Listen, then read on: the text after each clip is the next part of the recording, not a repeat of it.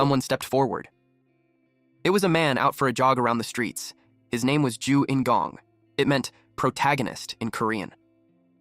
His parents chose it hoping he'd become someone important. He walked into a shop where almost everyone recognized him. Ever since he was young, people teased him because of his name. But he never cared. He didn't want to be the main character of anything anyway.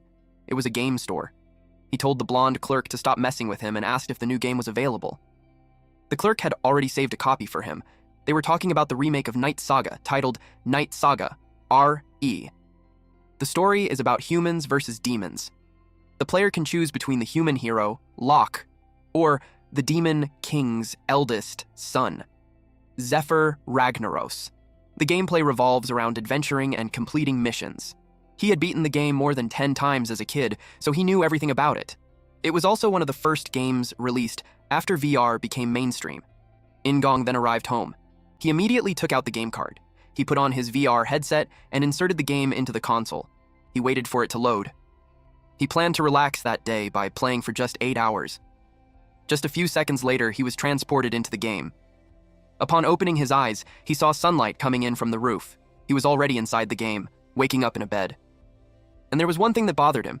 He didn't recognize the character he was playing. Someone outside the door asked if he was still asleep.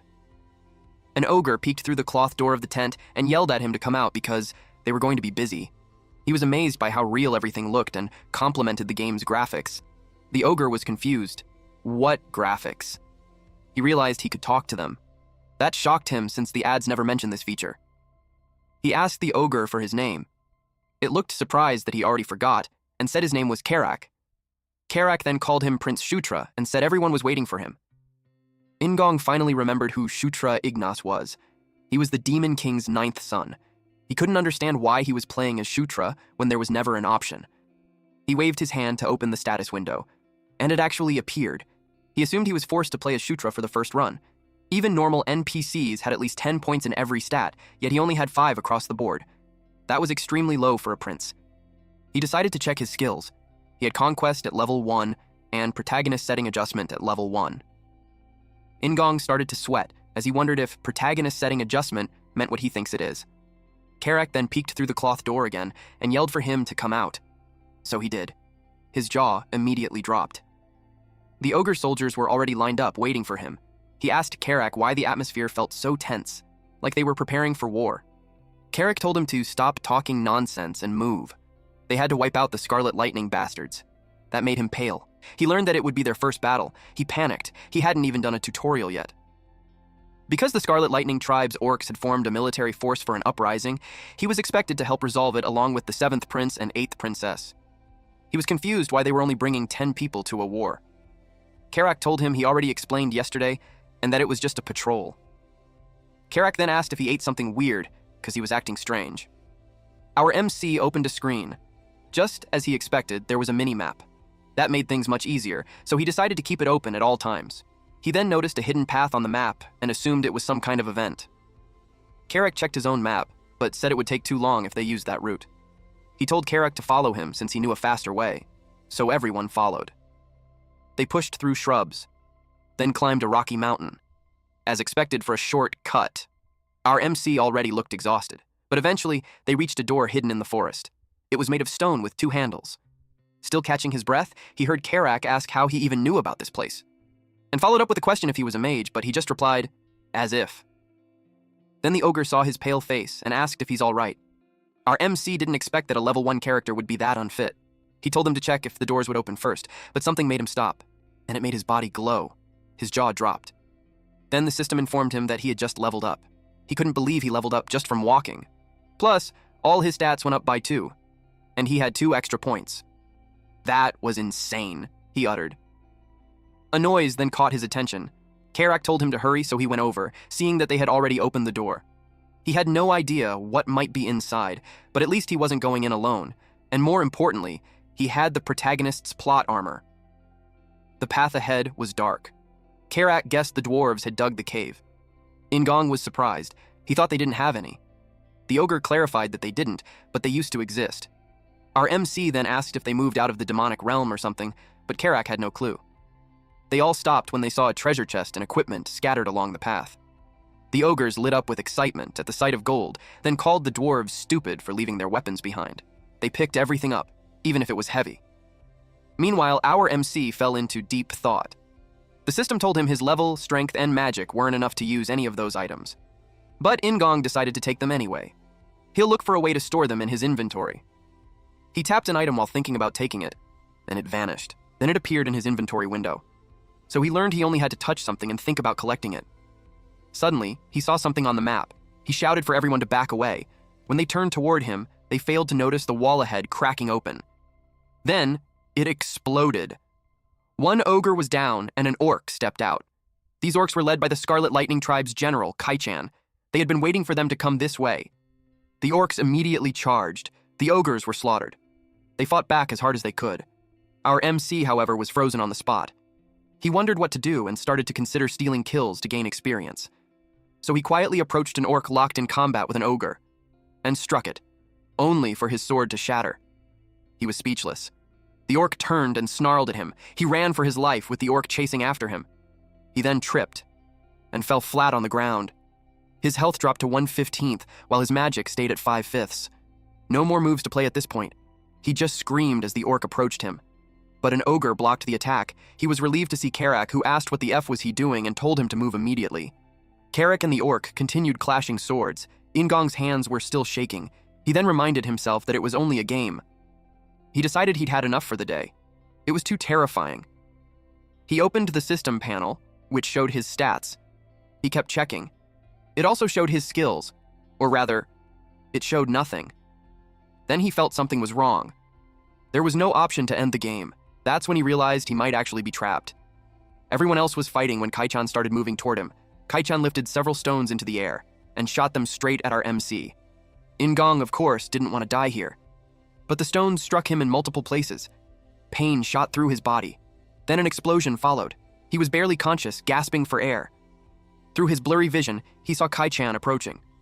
The last thing he saw was Kai-chan's blade coming down on him. His health dropped to 0/15. Shutra's consciousness entered an empty space. He had no idea where that was. The last thing he could remember was being taken down by the orcs. He became horrified when he thought that he died. Suddenly, a golden light appeared. Then someone spoke to him, saying that he was the fated existence of that place. A woman appeared and told him to conquer, enslave, and then rule. He was confused. And then the woman disappeared. Meanwhile, on the battlefield, ogres were being overpowered by the orcs. Kai-chan struts back to the main force. He didn't expect them to come there with such a small number. They were either ignorant or just stupid. He told his army that there was no need to waste time and kill them all. He noticed something that seemed like an awakening. To his surprise, it was Shutra. Shutra's body was exuding a golden light. He was also informed that telekinesis level 1 has been acquired. He had no idea when he had learned it. Something caught his attention. He had a subclass called Knight of Conquest level 1. Kai-chan immediately commanded his army to kill the bastard. Karkan saw the prince, and he ordered everyone to protect the prince. He emphasized that the prince must not be harmed. Shutra watches them fight, and then he checked his screen. He knew that Knight of Conquest wasn't one of the classes available under knights, so he was confused why he had it. He emits powerful energy from his body. It felt familiar to him, like he had known it all along. The spells kept echoing in his head. He looked determined now. He started the incantation by saying, "The power of conquest shall be the power of a king under the king's banner." He struck the ogres with a powerful golden light. Under the king's banner was a level 11 conquest skill that provides buff effects to allies within a designated area. The ogres cheered. They felt the strength overflowing. They got motivated to sweep up all those enemies. They used their fists to fight. They kept going, and had taken down the orcs one after another. Kai-chan was rattled that they suddenly got stronger. He thinks it was absurd. Then he noticed Shutra, and realized that he was the source. He attacked him to make him stop. But Shutra didn't budge from his position. Karak destroyed the incoming stones that were about to hit him. They looked quite pleased with their teamwork. He buffed Karak and made him charge towards Kai-chan. Kai-chan got terrified. He didn't have the chance to evade. Karak beheaded him in one clean cut. The morale of the orc army went down, and they started to run away. The ogres didn't let any single one of them escape. The system notified Shutra that the general's merits were for the king. He also received several notifications that he leveled up. He was so happy. Karak noticed him, and then he wondered what exactly was the strength that he received. It also made him happy. Then he turned his attention to the prince. And he thought that the prince was the cause. They went back to their camp. Shutra was in his tent, and he was stressed out because the log out button wasn't on the menu. He forced himself to calm down. Two possibilities came to his mind. First was that he was trapped inside virtual reality. He thought a critical bug happened in the real world, and if that was the case, it could be fixed once there's an update. The second possibility, although it sounds insane, was that it wasn't a game, but a reality. Just like in novels and comics, he considered the idea of himself entering the world of the game or a world that resembles it. Considering the background that can only be described as real, and NPCs who could converse back and forth, and most importantly, there was no mosaic censorship. He confirmed it when he checked his genitals. All of those reasons led him to think that he's really in another world. He got scared of the idea of dying there, but he didn't want to risk that. He just looked at the bright side that at least he's not an orc or an ogre and he was a prince, born with a golden spoon in his mouth. Karak entered his tent to ask if he had some time. He didn't expect him. Karak requested a sparring match with him, and he asked why. Karak explained that it was because he's going to be his leader, and knowing his swordsmanship level would help them prepare for the future. He asked if that was truly necessary. Karak threw the sword at him, and told him not to worry since he'll hold back as much as he can. Shutra laughed and pointed out that his statement wasn't something to say to a prince. He charged at him and told him to fight seriously. Karak braced for the incoming attack. When the sword hit him, both of them got confused. He stood there while Shutra kept hitting him. He was getting annoyed since he wasn't able to feel anything from the hits, so he struck back, pushing the prince a few steps away. And then Shutra fell. Karak got concerned and asked if he's all right. Shutra told him that he shouldn't hit hard all of a sudden. Suddenly, the system notified Shutra of his acquisition of basic swordsmanship. He wondered when. Then he realized something. It was the same way for telekinesis. He started to think that he acquired skills when he directly experienced attacks with his body. Karak decided to end the match there so they could go eat, but he didn't want it to be over yet. He assumed a combat stance and announced that he's just getting started. Shutra confidently charged ahead. Karak deflected his attack. He also noticed that Shutra's movements had improved. It made him wonder why he was so terrible at the beginning. He doubted that his skill would suddenly get better, though. Shutra stepped back when he attacked. He looked like he's having fun. He asked Karak about his attacks. Then he also asked for his level. The last time Karak checked, it was at 21.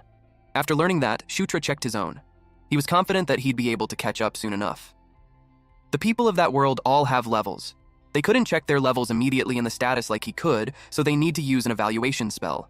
In other words, being able to see all the status and reinforce them using extra points would be a great advantage. Our MC continued his attack. Karak was slightly caught off guard. Shutra believed he could become stronger. Not only stronger, but much faster than the others too. The demon arc of the Night Saga follows the story of Zephyr and how he surpasses his siblings to become the Demon King. There were many episodes until the ending, but the most important one is the story of Zephyr and how he surpasses his siblings to become Demon King. The event happened in the year 517.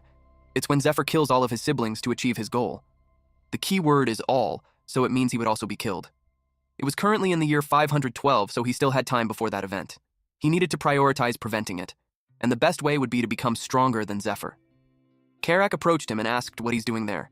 He looked everywhere for him. Shutra asked why and if something happened. Karak asked if he had forgotten that there's a meeting, and everyone has been waiting, inside the tent. Shutra had tea with 2 other people, but he looked uncomfortable. He told them they were early. The 7th prince, Chris Moonlight, asked why he's suddenly polite. He was encouraged to speak comfortably since they're siblings. The 8th princess, Caitlin Moonlight, didn't totally agree since that was their first meeting. But Chris insists that Shutra call them by their names. Those 2 were the children of Elaine Moonlight, the 4th queen and the queen of the lycanthropes. They were a real pain in the ass in the game too. However, a year before the day of the massacre, those 2 died at the hands of Zephyr and the Demon King's other children. The reason for that being the secret of Caitlin Moonlight's birth. She's a bastard daughter. She asked Shutra why he fought those guys without following their plans. She told him before to only go on patrol. Shutra explained that it was because he didn't expect them to come from there. Caitlin decided to take a look at him. She asked if he was hurt anywhere. Then she told him that he had to be careful since he was the weakest of them. Shutra was confused why she's worried about him. He wondered since when did the Demon King's children become that close. Chris added that he was in for some real scolding if he does something dangerous again. He couldn't believe that they were actually kind. He thought of something. There were lots of aura users among the lycanthropes, perhaps thanks to all the life force they have. So he thought of using the same method to get skills and easily learn aura too. So he expressed that he had a favor to ask. He asked if they could hit him using an aura. Those two were dumbfounded. Their reply was simply, "What?" At dusk in the mountains, orcs were taken down. The ogres fought mightily. Then a large ogre came charging. The small ogres behind him cheered. In one strike, several orcs were instantly killed. One enemy attempted to slash this large ogre, so he got a scratch on his arm. He glared at the enemy, making that enemy scared. And then he hit him. The enemy's body scattered. Then he yelled at his army to kill them all. He promised to reward the one who gets the most kills. That made everyone excited. So they fought as hard as they could. Meanwhile, Shutra's consciousness was transferred into a void. She saw the goddess-looking woman, and there were more people with her. He asked who they were since he doesn't seem to recall those characters in Night Saga. The woman approached him, and then it enveloped him with golden light. Then he woke up in his bed feeling confused. He wondered if it was just a dream. Suddenly, Karak was in the face to ask if he's already up. That startled him. He complained that he scared him, but Karak responded that he looks fine. Then Karak asked him why he asked the princess to hit him. He kept whining, so he ended up like that. Then Karak noticed him glowing. Shutra had obtained aura level 1. He could feel the aura from his body. Karak inquired if he could awaken the aura if he got hit with it, and he gave a vague reply to it. Then Karak probed if it was also the reason why he was suddenly full of energy when fighting the lightning tribe. He replied yes. Karak seemed to be impressed. Shutra inquired if anything happened while he was sleeping. Karak replied yes, and reported that the main force won against the lightning tribe. Shutra was confused. He thought Chris, Caitlin, and him were the only ones there to take down the Scarlet Lightning tribe. Karak replied there's no way it would happen because the tribe was big. It led Shutra to ask who was in charge. He revealed it was General Bandal. That surprised Shutra. General Bandal was one of the strongest guys out there. Thanks to that, Ingong really liked him as a subordinate when he was playing as Zephyr. Then Shutra saw this chance. Bandal becomes Zephyr's subordinate in the year 515. So at this time, he wasn't Zephy's subordinate yet, which means he could take him for himself first. He knew all there was to know about him. The rewards he likes to receive, the food he likes, and his talents. But the most important part to bring him to his side was to defeat him in a duel. If he knew that much, he should be able to take Bandal as his subordinate before Zephyr. Shutra thinks it was worth trying, and he still has a lot of time. He aimed for Bandal to be his subordinate at Caitlin's camp. Both Caitlin and Chris were shocked since he reached the first level of aura expulsion in just a day. Shutra had this smirk on his face while thinking that it was a given since he put all his points into his aura. It wasn't a rash decision either. Aura improves one's physical capabilities in general. It was better than having telekinesis. Chris couldn't believe it. He wondered if it was because Shutra was a Gandharva. He asked him if he could make an underground map too. He couldn't really do it, but he had a mini-map anyways. He requested a pen and paper. Some time passed, and he finished the map. Chris saw that it was way more detailed than the map that he has. He called Shutra a genius. Since the Scarlet Lightning tribe that they had come across were all dead, they wouldn't know that they knew about the underground tunnels. Chris expects to be able to ambush them if they utilize that. On that note, they had something else they needed Shutra to do. After that conversation, Shutra left. He was with Karak and their army. They were assigned to patrol the area again. Shutra had no choice since he's the youngest out of his siblings. Karak replied that it was a good thing that they had reinforcements. Shutra acknowledged that it was all thanks to their hard work. Suddenly, 2 robes appeared in front of them. It was Caitlin and her adjutant. He asked what was up with the robe. She shushed him.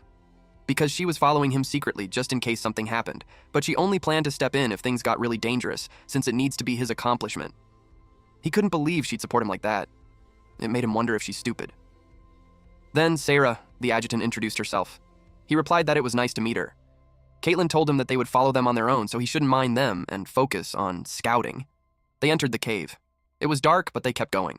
The rooms were completely empty. It was a puzzle to them on who moves out without taking their valuables. They assumed the dwarves took all the valuables. It made Shutra ask about the valuables they got last time. Karak could only assume that it wasn't considered valuable. They continued inside. Karak sensed that something was coming their way. Shutra heard it too. He checked it on the minimap. He had an idea on who it could be. Then he opened his inventory. He took the flash spell item just in case that happens. Then he ordered everyone to close their eyes when he gave the signal. They braced themselves for the enemy. Suddenly, several eyes stared at them from the darkness. Then the rock spiders came crawling out. They were monsters that often appear in places like caves. They were always in groups of dozens and possessed a very strong paralysis potion. As soon as he saw them, Shutra commanded them to close their eyes. He threw the potion in the air, and the vial shattered. It illuminated the tunnel. The stone spiders were blinded. Stone spiders were rendered useless if they were exposed to light because they live in the dark. He commanded them to attack and kill all the spiders. The ogres charged. They punched the spiders and overpowered them. Shutra watched them. He knew that stone spiders hunt in groups, and groups are bound to have a leader. He told Karak to follow him so they could get the boss. They passed through the battlefield and went straight to the boss. It was bigger compared to the others. Karak charged at it and hit its head, but he was left confused because the exterior was so damn hard. Shutra forgot about that. Axe won't pierce its exoskeleton. Its weakness was fire, but he can't use fire magic yet. It got angrier. And it charged towards Karak. Shutra instructed him to use fire because it was the weakness of that boss stone spider. He was confused on where he's supposed to get fire. Someone yelled at Shutra to raise his sword, and suddenly it was wrapped with fire. He was surprised to see magic. Caitlin asked if that was enough. He acknowledged her presence, then shifted his focus on the incoming boss. He glared at it, as he waited for the right timing. Then, he attacked it. He moved fast around it, while hitting it with the burning blade. The boss stone spider was set on fire. The flame engulfed the boss stone spider. Then Shutra's body glowed. He had leveled up. Now he's at level 9. Caitlin asked if he was okay since she saw light from him. He explained that it seemed like a blessing and there was nothing to worry about. She asked if it was from Gandharva, and he replied yes. Then she asked if he had fought those creatures before because his responses were pretty skillful. He lied and simply told her that he just read about them in books before. But in reality, he fought them plenty of times in the game, so he's familiar with how they work. Suddenly, Karak pointed at something. It was some sort of a door. It opened, and they entered. Shutra saw what was inside. A town portal. Karak was surprised that he knew what that was. He replied that wasn't so sure, but he had a guess. He could tell that the pattern was a dwarven style. When he played as Zephyr, he never got to see one. But when he played as a hero, he saw it a few times. He thought of injecting mana into it so it would activate. He told Caitlin that it could be a portal. Sarah could tell he was right from the design of it. Caitlin asked if they knew where it was connected to. She suggested searching nearby for some inscriptions. Karak saw the inscriptions and informed the prince about it, so Shutra and Caitlin approached it. It was obviously not a demon script, and it looked like dwarven characters. Karak asked Caitlin if she could read it, but there was no reason for her to know the dwarven script. So he asked Sarah, but she couldn't either. Then someone spoke saying that it was Gishka Mountain's portal number 2, and it was connected to portal number 3. The one who read it was Shutra. He was surprised that he could read it. The system notified him that he acquired the dwarven language level 1. He didn't expect that he could learn languages like that too. Karak had to confirm with him if he could read that, and he replied yes. Caitlin got curious, since when he had read dwarven. Sira asked what it says below. He read that it says, if they infuse mana, it would activate. He asked Caitlin to inject a little mana there. She asked why he wouldn't do it himself. He simply replied that he's still clumsy with it. But in reality, he can't use mana at all. So did it. The orb glowed. The light spread, and it created an image of the Gishka Mountains. The dot on it was their current location, and then the other mark was the portal number 3. It meant that there were dwarven tunnels over there too. Karak thinks it was a good thing since the main forces of the Scarlet Lightning tribe were stationed right in front of those mountains. Shutra agreed. With that, they can strike them from behind. Caitlin decided to stop there for now as she needs to discuss it with her brother. Back at the tent. Chris couldn't believe that there was a portal in such a place. He was so happy that he claimed that Shutra was a blessing. He told him that if there's anything he wants, he could say it. As long as it's something he could do, he'll grant it. But as his leader and elder, he wanted to reward him. And if he refused, his feelings would be hurt. Shutra asked if it was okay to be a bit unreasonable. That made Chris even more curious. So he asked if he could teach him the Beast God Fist art. Chris was shocked and he became tense. Shutra couldn't wield weapons properly yet because of his level, but techniques were different. The Beast God Fist art was a martial art passed down through the lycanthrope royal family. In simple terms, it was a powerful S-rank martial art. He knew it was a pretty ridiculous request. He would understand if he refuses. He started saying that he knew it might be difficult and he figured it wouldn't be possible. But to his surprise, Chris agreed to teach him. Of course, he couldn't teach him the secret techniques, but he could at least teach him the aura. He asked if that was good enough as a gift. Shutra was speechless, and since he wasn't saying anything, he assumed that he didn't like it. Shutra replied that it's absolutely perfect. Then in a serious tone, he called Shutra's name, and asked if from then on, he could think of him as his brother. Shutra thought about it, It was a pretty meaningful word. He didn't dislike the idea. Rather, he liked it. He replied yes, and they shook hands. Pleased with that, they all had this smile on their faces.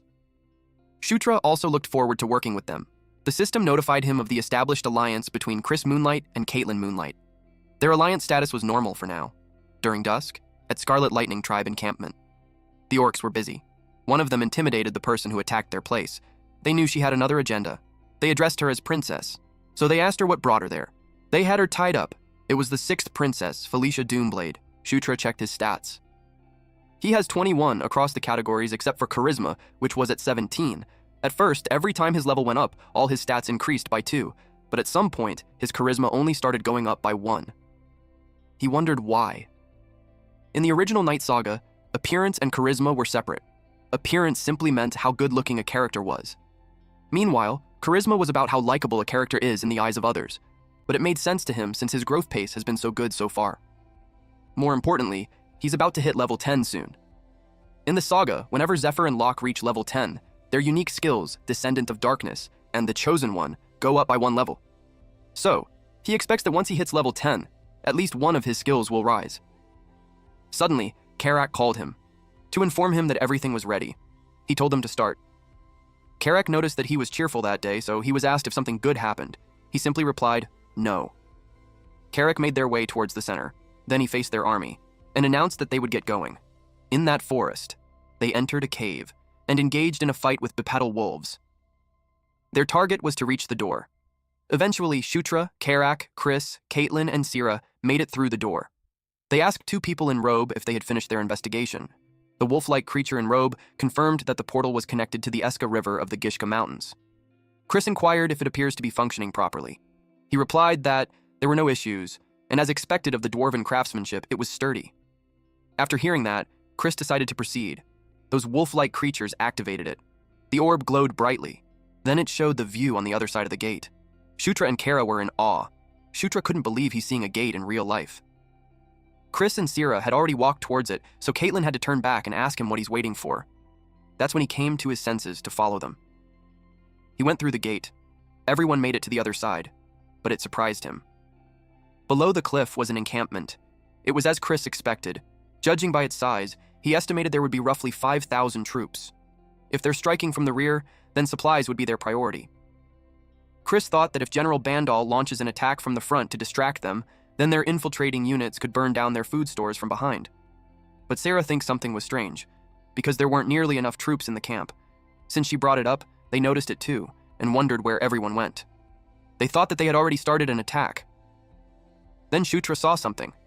From a distance, there was a battle going on. Chris told him to focus aura on his eyes. He did what was told. And now he could see clearly. A woman fought with several orcs. Caitlin knew that the one side was the Lightning Tribe, but she doesn't know who the others were. Chris replied that they're not General Bandalol's men, since they haven't scheduled any battles for that day. Plus, the scale of the fight was too small. Shura watched it clearly. She saw brown-skinned women with silver hair and long ears. He thought they were dark elves.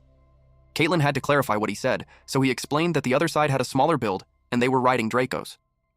Then Chris saw that they were retreating. He wondered if their commander fell, since they're retreating at an incredible speed. Karak asked what was going on. He wondered if the fight was over. Shutra was curious why the Dark Elves were there. At sunset, they went back to their camp, and they talked to General Bandal through a screen. He had heard that they found the dwarves' portal.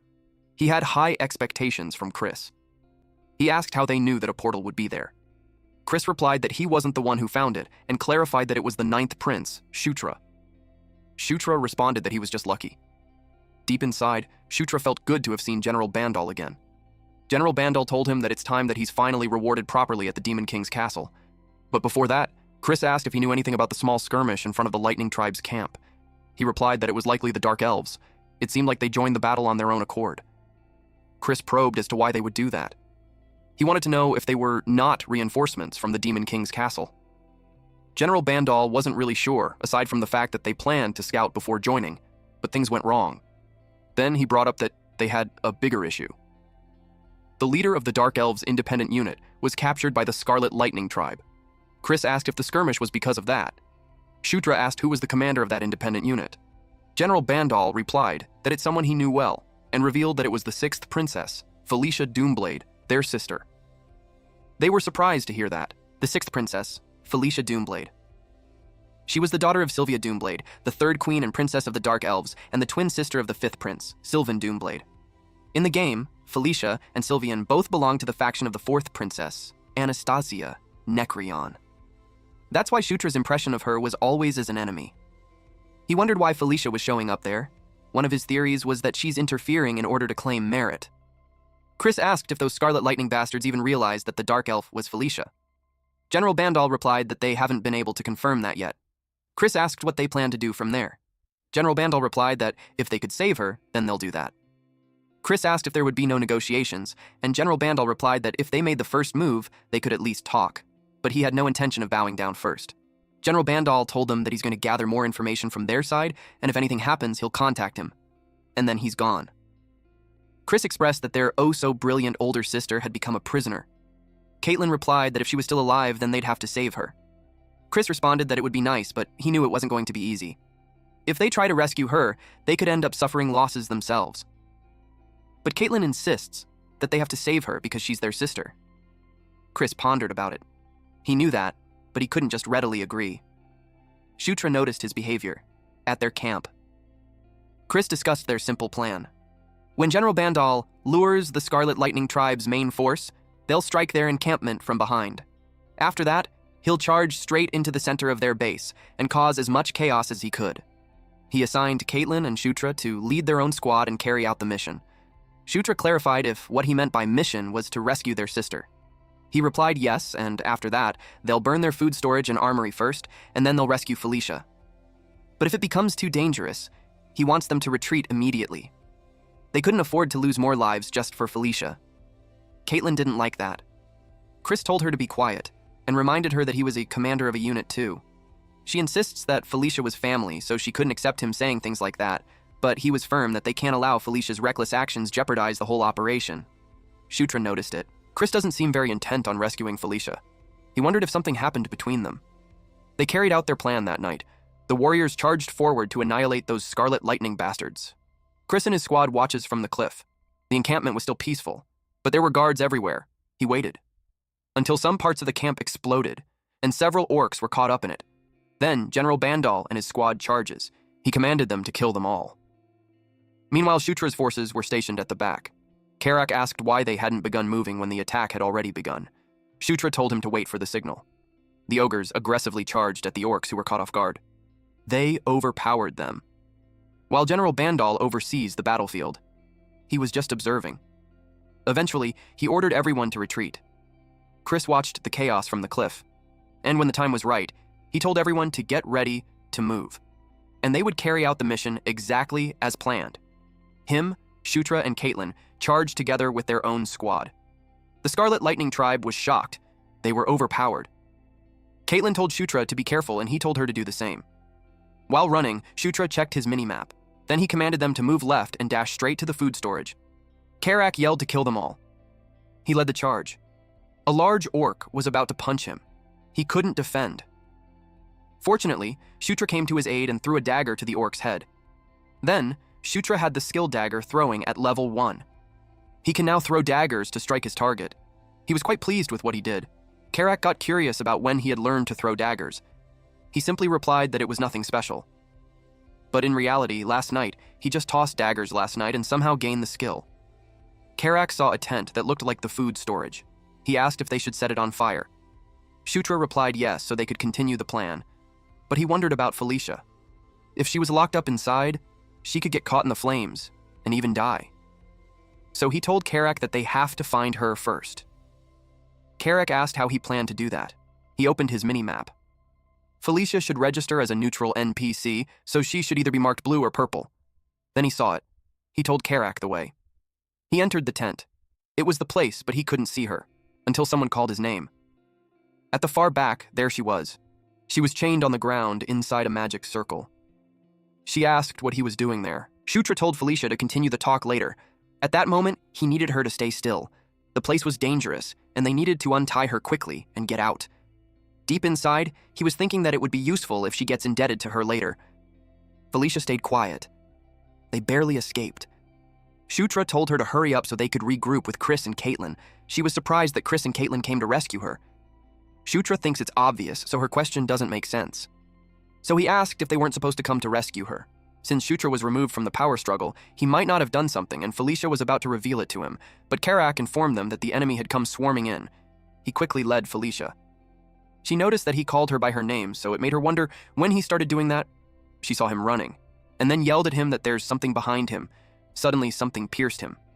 He was in pain. Then, flames engulfed him. Karak and Felicia watched the flames. Felicia was worried. Suddenly, an orc charged at her. She got annoyed, but something caught her attention. A fire was thrown to that orc's face. She was confused. She checked behind her and saw a silhouette. Shutra stepped out of the smoke. He had acquired Mana Control Level 1 and Fire Arrow Level 1. He had this confident expression. As he fired flaming arrows to the enemies, he went into a frenzy and shot every enemy around them. Those orcs burned. He was enjoying his use of magic. Even though it's only at level 1, he finds it incredible. Then he noticed something behind him. There was ice. He saw the enemy firing an ice arrow, and he was aiming for Felicia. Felicia was rushing to his side to check if he was okay. He pushed her away while yelling at her not to come closer. She was surprised by his behavior. Then the arrows were fired. He did that to her because he wanted to claim those arrows. He had this excited expression on his face, and so it hit him. Smoke covered the area. Slowly, it revealed his silhouette. Then the system told him that he had acquired Ice Arrow Level 1. It was just as he thought, but he didn't expect anything. He fell on his butt. His health points had dropped drastically, putting him in extreme danger. It was only on 13/95. He knew it would be bad if he took another hit like that. Suddenly, someone called him an idiot. It was Felicia. She questioned him on who asked him to save her, but she had this flushed cheeks, and then she scolded him. Among the siblings, he's the weakest, so it should be him who needs the saving. He realized that she must have misunderstood. Then he was surprised at what he saw. The enemy at the tower was down. She asked him when he learned magic. He couldn't believe that she just took down that mage. He realized that she misunderstood, thinking that he was trying to save her. She pulled out the ice on his chest, and it made him scream loudly. Then, a green glow showed up. She healed him. He watches his wound as she does so. The hole in his chest was closing. With that, he had acquired Heal Level 1. Also, his wound was instantly healed. As expected of the genius mage, Felicia Doomblade. She asked how he was feeling and if he could stand up. He replied that thanks to her, his blood had been replenished. It confused her, so she asked what blood. They were interrupted when they heard when they heard a loud noise. A large ogre came charging. Felicia asked what that was. He replied that it was a blood ogre, one of the mutated species of ogres. She asked if it meant that they had to get through that thing to escape. And he replied yes. It approached them and screamed at them, which made them run away. Shutra had no idea how they would even fight that. The blood ogre attacked them. Shutra couldn't believe how fast it was despite its massive size. Felicia told him to buy some time and she'd blow it away with magic. He had no idea how he'll do something like that. Suddenly, the ground exploded. He had no choice but to agree to aggro it while she prepared some magic. She had no idea what aggro meant. Then he called for Karak. Karak responded, so he told him that they're going to do it like last time, so he wants him to get ready. He opened his inventory. He hoped to use the dwarven dagger. So he took it out, and then he pierced the ground with it. The ground exploded with light, and he cast it under the king's banner. The light reached Karak, and it engulfed his body. He felt the power coursing through him. The blood ogre was caught off guard. When Karak charges towards it, the blood ogre was thrice Karak's size, but he attacked it using his axe. His attacks were so heavy that the blood ogre got overwhelmed. He lifted his axe again and hit it on the stomach. The blood ogre groaned in pain. Meanwhile, a hologram of Felicia floats near the blood ogre, and then her main body ran towards it. Then she unleashed grease on the ground. The blood ogre slipped and fell hard. Karak took this chance to attack. He knew it would be the end, so he unleashed all his power in his axe and hit it right at the center of its stomach. The blood ogre groaned loudly, and then it coughed blood. Shutra watched them defeat it. He was happy that they won. There were still other enemies left, but the most troublesome one had been taken care of. Suddenly, his body glowed, and the screen popped out. To notify him of his level increase, he reached level 10. The level of protagonist setting adjustment had also increased. He was amazed. Thanks to the effect of the protagonist setting adjustment level 2, a new passive skill has been added. He also looked forward to opening the gift box. He obtained Battlefield Protection Level 1, which brings the accuracy of projectile weapons aimed at the protagonist to decrease significantly. He called it the Stormtrooper effect. Everyone had seen it at least once. Bullets rain down in volleys, yet somehow, every single one just barely misses the protagonist. With that skill, he could actually reproduce the protagonist's plot armor effect. The enemies came charging. Felicia asked what he was doing when the enemy was swarming at them. She got annoyed at those enemies, so she attacked them with wind whirl and rage. It blew the enemies away. Shutra watched it carefully. It looked like magic, but he knew it was not magic. He was certain that it was a spirit.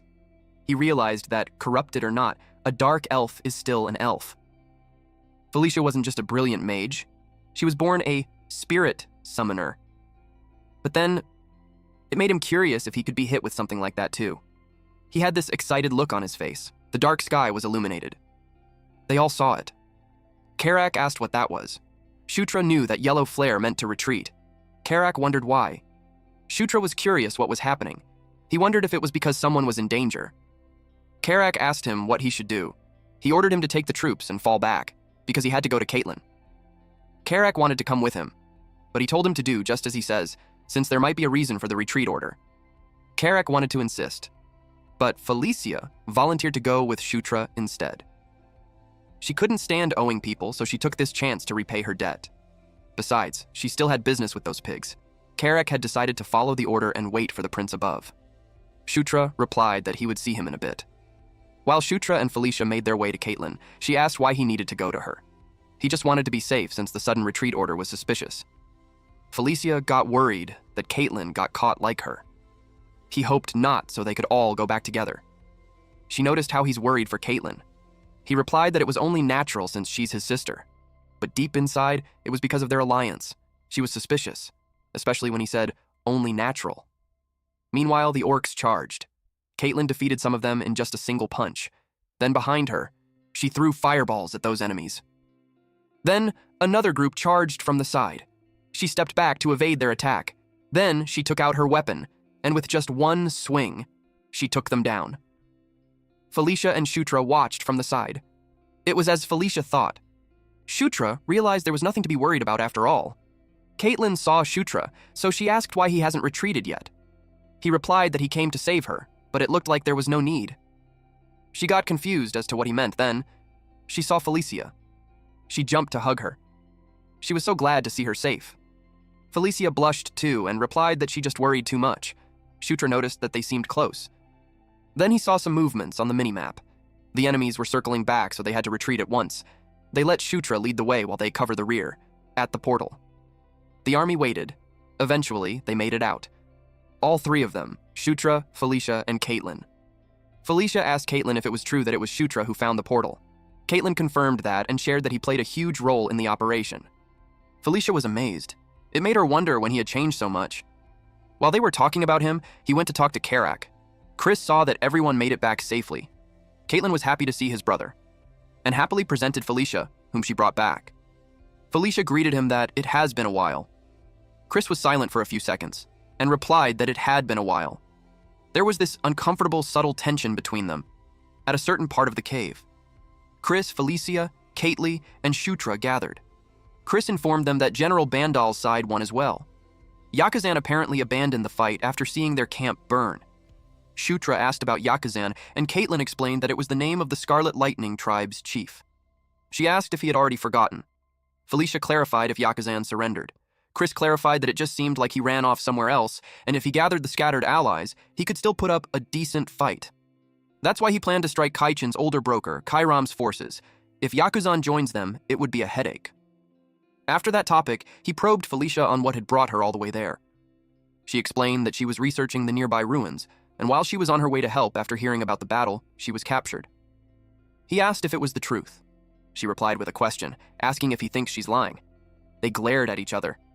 Chris decided to drop the topic. Then he encouraged everyone to rest. The ogres had their meal while the others patched themselves up. Meanwhile, Shutra checked his own skills. Looking at it made him feel good, but the only one useful in combat was the aura. Suddenly, someone called him. It was Felicia. He saw that she changed clothes. She asked if she could come in. He asked what brought her there in that hour. She approached him. and called his name. She grabbed his arm. It shocked him. Even more so when she told him to take off his clothes. His cheeks turned red. Shutra was confused. He thought he's in Sweet Home Alabama. So Felicia told him again, but he asked why. His eyes wandered to her chest and lips. She asked if he doesn't want to be treated by her. He was dumbfounded. She admitted that what she did earlier was closer to first aid. Since he may have sustained internal injuries, she was trying to cast healing magic on him again. In his head, he was thinking how he got her there for a moment. She asked if there was a problem in his body since it gave off some light earlier. He replied that it was nothing since it just happens sometimes, and then he brought up that he had a request, and it was something only she could do. After that, he had obtained Cure Level 1, which recovers status ailments, Cure Poison Level, which helps recover from poisoning, and Cure Disease Level 1, which helps recover from disease. He was pretty satisfied. Thanks to Felicia, who willingly listened to his request, he learned 3 healing spells. On top of that, it was the day that he looked forward to. Caitlin told him that Beast Fist Art has many different branches. Shutra could finally learn the Beast Fist Art. And on that day, he'll learn the werewolf branch, Beast Fist Art. Beast Fist Art is a martial art symbolic of the lycanthropes. Among them, the werewolf's Beast Fist Art was considered the foundation of Beast God Fist Art. That must be why Caitlin decided to teach him that martial art. Beast Fist Art utilizes both external aura and internal aura. And her plan for that day was to teach him the basics of internal aura usage. So she told him to close his eyes and focus on the aura. He could feel it. Aura, the power of life. Aura was very close to the power of the soul, and when taken to the extreme, it becomes the power of the soul itself. The bright light blinded him. Eventually, he was notified that he acquired the passive skill called Protagonist's Physique Level 1. He didn't expect that. Protagonist's Physique Level 1 greatly boosts training efficiency for physically learned skills. When the skill levels up, traits for that level are unlocked. It was another broken skill. He has the Protagonist's Physique Level 1, which greatly increases efficiency and training skills that were mastered physically. Then he also has the Extreme Demon's Body, Level 1, which slightly increases efficiency in magic training. And lastly, the Hero's Blood Level 1, which slightly increases efficiency in divine power training. It doesn't fall short of Zephyr or Locke's passive skills at all, and the fact that special traits unlock by level means that the system adds entirely new functions as the level rises. It made him grin. He realized that it is what it means to be the protagonist. He was thrilled. Caitlin scolded him for being distracted. She told him to concentrate. For that, he apologized. It was about time they properly began learning the Beast Fist Art. Eventually, he acquired the Beast Fist Art Level 1. He was impressive. He performed the basic movements of the Beast First Art so quickly and accurately. Even when barehanded, he feels like he's wielding deadly weapons. She planned to teach him the next technique when suddenly a wolf called out to her and reported that something terrible had happened. Chris announced that Kairam's unit had vanished. They were all surprised. It seemed like Kairam had caught wind of their plan. Caitlin asked what they're going to do. According to General Bandal's intelligence, Yakuzan and Kairam were expected to rendezvous in the area marked in their map. Considering the terrain and location, the probability was quite high. Shutra could sense that they had to gamble. Chris announced that from then on, they would be joining General Bandal's forces. Along with the main army, they would enter a full-scale battle against the Scarlet Lightning Tribe. Meanwhile, at the Scarlet Lightning Tribe Subjugation Army main base, General Bandal welcomed Prince Chris. Chris greeted him back and noticed that he hadn't changed a bit. Bandal greeted the princess too, since it has been a while since they last met. Felicia asked how his subordinates were and replied that they were all doing fine. Shutra watched Bandal with a smile on his face. He was the man he favored the most back in Night Saga. Maybe that was why, even with a stern face, he felt strangely familiar. He approached him and introduced himself. Bandal watched him, and eventually accepted his hand for a handshake. Meanwhile, in another realm, the goddess that Shutra met before had appeared, and so was another woman in armor. She had curly golden hair. Her eyes were blue, and she wore a mask on her nose and mouth, and the armor covered her entire body while flames swirled around her. They looked at each other, and they looked at Shutra, who was in front of them. Shutra was overwhelmed. He thought of conquest and war, and then he woke up. He sat on his bed, puzzled about his dream. She was certain that she met the woman with blue and red eyes before, but he had no idea who the woman in red armor was. Carrick opened his tent and told him that they would be heading out already. They left the tent. Their squad was busy moving things. In that battle, he was placed on the left flank. Bandal commanded the center, while Chris and Caitlin took the right. The swift dark elves formed a separate unit to guard the rear. The march began and time flew. Before he knew it, he was standing in the middle of the battlefield, surrounded by thousands. He was short, so he was barely visible in the sea of ogre soldiers. General Bandal commanded the army to prepare for battle formation. He hyped them up by saying that they should teach those bastards the true meaning of pain. All troops had advanced. The enemy had their defense formation. The enemy leader in front smirked and called them fools. Suddenly, an explosion happened in the rear. Bandal was caught off guard. The shock made him freeze. It was because the enemy had a large mammoth with them. He called it a swamp mammoth. After seeing that, simultaneous explosions happened in different areas. Many of their troops were caught in it. They were blasted left and right, without the chance to defend themselves. Even Karak and Shutra were shocked. Shutra realized that they fell into a trap. Those assholes knew everything from the very beginning. Swamp mammoth. As its name suggests, it resembles a mammoth, but its sheer bulk cannot even be compared to some mere mammoth. In short, it was true monstrosity. Aside from that, a crocodile foot had stepped out. Another set of troops appeared. They all glanced behind them and saw the lizardmen. Chris was angry. They knew all this time and had been toying with them. Caitlin suggested that they retreat and look for another opportunity. But Chris argued that if they don't pull back successfully, they might suffer even greater loss or even total annihilation. She pointed out that if they continue like that, casualties would only keep piling up, so they needed to make a decision at once, and she pushed to retreat. Chris caught the attention of their forces. He commanded the mages to form a defensive line at the rear and hold them off as long as possible. While the rest quickly form ranks and prepare to retreat, the lizardmen slashed the ogres. One jumped to Shutra, but Karak was able to hit it from behind before it reached him. Then he yelled at Shutra to come to his senses because of a wrong move, and they would all die there. He realized Karak was right, and that it wasn't a game anymore. Chris was surrounded by enemies, and he fought them. He gave an order to survive and return alive no matter what. He doesn't want his men dying on him. Back at the camp, the ones who made it back were getting treatments, while Chris, Caitlin, Felicia, Shutra, and General Bandal had a meeting. Chris admits that it was his fault. He knew he should have suspected something. General Bandal told him that it was already done, and at that point, their only options were either to completely withdraw or request reinforcements from the Demon King's castle. He agreed to that, especially when he could no longer let his subordinates be dragged towards death just because of his pointless pride. He was about to make a conclusion, but Felicia expressed that she had thought of something. She told them that the very reason she came to the area in the first place was because she was going to explore a ruin, and the destination of that exploration was at the end of the Gishka Mountains.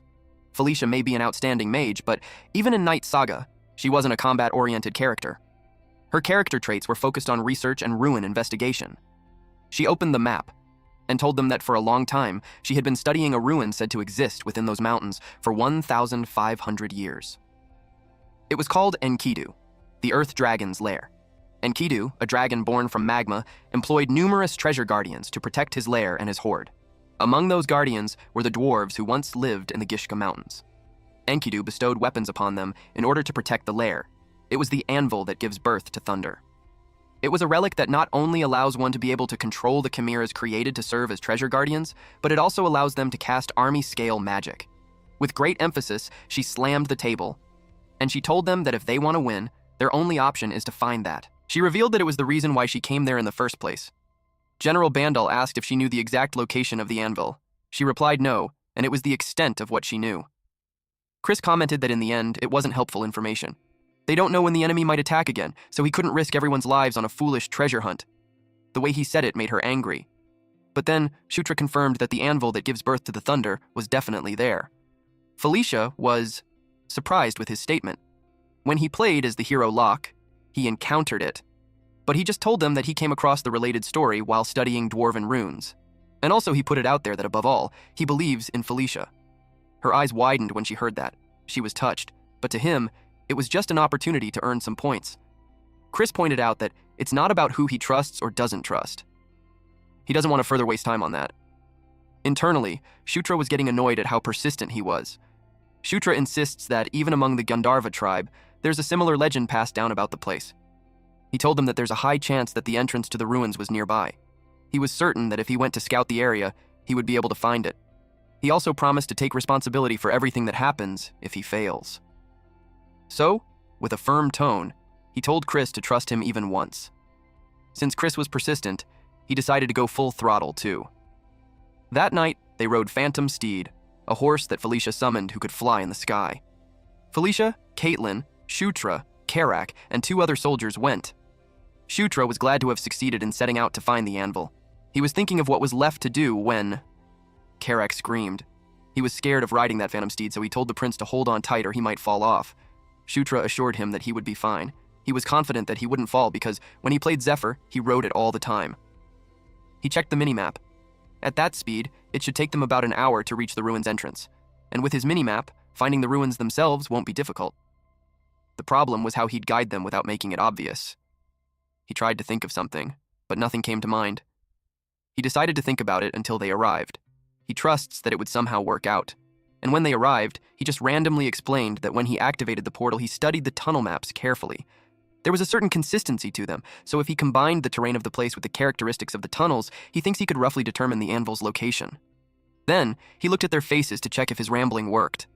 They simply asked what that means. He wished for them to just let it slide.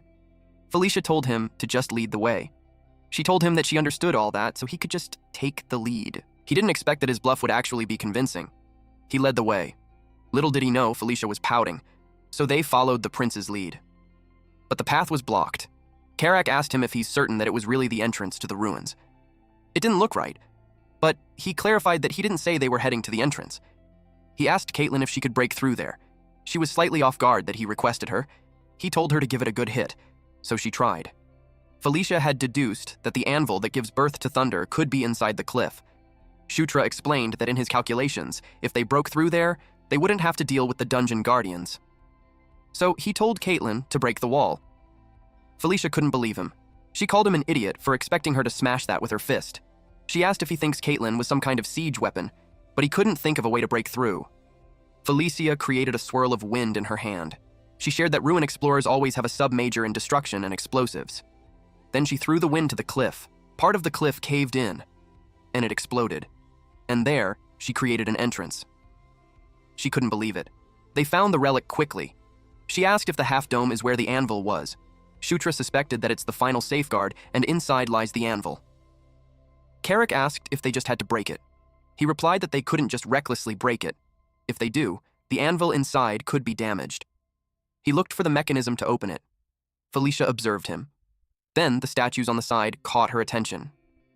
She thinks it was strange. Out of the 9, 3 were holding weapons and 6 were not. Caitlin noticed that too and suggested that they give weapons to the remaining statues. Felicia doesn't think it's that simple. Since the weapons those statues were holding were dwarven made, it means that the other statues likely need dwarven weapons too. They wondered where they would suddenly get 6 of those swords. Shutra told them that he happened to have 6 of them. He couldn't use them back then since his level wasn't high enough, so he stored it in his inventory. He never thought it would come handy like that. He explained to them that he picked up weapons during the last tunnel expeditions as backups. Karak was surprised. He couldn't even imagine carrying 6 of them in his bag. He was perceptive, and internally, Shutra was starting to hate ogres with good instincts like him. He simply dismissed the question and told Karak to take it because it was heavy. Karak complained how frail he was. They set up the swords on the statues. The statues' eyes lit up, and the light spread. Then the half-dome opened. They all anticipated what it was going to reveal. Shutra was surprised. He couldn't believe it was the anvil that gave birth to thunder. Felicia told them that on the records, the final procedure to activate the anvil was still needed. She instructed Shutra and Karak to remain where they are, and the rest must take positions at the 3 o'clock, 6 o'clock, and 9 o'clock marks on the circle. From that moment, they would infuse mana into the disc. The order would start from her, then they would proceed clockwise. The amount of mana infused must gradually increase. They were in position. She told them to focus as they begin. They released the mana. She told Shutra to push his mana a bit stronger. When it was at a good level, she told him to hold it there and not lose his concentration. They continued to do that. The anvil was struck with mana. Shutra did his best to hold the position. He was starting to struggle, when suddenly the light shot up to the sky. The room was filled with smoke. Shutra got confused because he saw some warriors around him. And there was a monster, too. Different creatures were all marching in the same direction. He had no idea what was happening. Suddenly, someone spoke. "My vassals, heed my words." Shutra heard the voice and looked at the sky. A shadow loomed over him. It was a large flying creature. This creature ordered everyone to protect the sacred nest of the great Enkidu. They were to become the gatekeeper who stands between the demon realm and human realm. After that, Shutra was back. He was gasping for air. He was certain that what he saw was a black dragon. So, it was a black dragon, he suspected it to be the Earth Dragon, Enkidu. Felicia asked him if he saw it too. She also didn't look well. She talked about a massive black dragon with its body flowing with molten lava. Karak shared that he saw it too. He asked if they saw the same vision. Felicia suspected that, but she wasn't sure what it meant yet. She looked at the anvil and spoke that using the anvil would reveal the truth. She thought about it. Then she touched the anvil. Suddenly, a strong purple light came out from it. She struggled as black mist swirls around her hand. It was getting tough. Shutra approached her. He wanted to stop her. He was surprised. Suddenly, Felicia screamed loudly. Caitlin and Karak got worried for them. Shutra screamed loudly. He was told to conquer the Earth Dragon and Kidnu's mana. Trial was cast upon those who were not granted any permission. To conquer was to dominate. Caitlin and Karak just stood there. They saw how the Shutra's body emitted the light, and he was holding a black hammer, but it looked like he wasn't himself. His right eye was black. Meanwhile, at the temporary camp, an enemy spied on them from the edge of the cliff. The camp was stationed between two cliffs. The enemy thought of them as fools for hiding there and thinking that they wouldn't be able to find them. This orc asked what they should do. He was waiting for the order of Lord Yakuzan. Yakuzan checked his army and told them to prepare themselves because they would clean up the stragglers at the temporary camp. The ogres noticed a bright light on the sky even if it was nighttime. Apparently, they were being rained with fireballs. Those fireballs hit the camp directly. Many were instantly killed or injured. Then the enemy, along with their swamp mammoth, charges in. They were ready to crush them. Chris and everyone were caught off guard. He got angry and worried. It was such bad timing since neither Caitlin nor Felicia were there. They would be annihilated at that rate. Successive explosions happened, while Yakuzan watched from the edge of the cliff. He laughed at those demons for rushing in without knowing their place, and they got what they deserved. He told his army to finish them all. Suddenly, a mage couldn't move his hand. The swamp mammoth glowed, and its eyes changed, and it attacked their allies. Yakuzan saw it. He asked what was going on and why they were being attacked by their own swamp mammoth. Chris saw it from afar. He was dumbfounded. It was because of some black hammer. He couldn't believe they found the anvil. Earlier, Shutra held the anvil. He was confused at first, so he asked what it was. Felicia answered that it was the thunderhammer, the pair to the anvil. And it looked like Enkidu had chosen him. She didn't look well, and the elf with her helped her up. Shutra couldn't believe it. Then Felicia urged him to use it.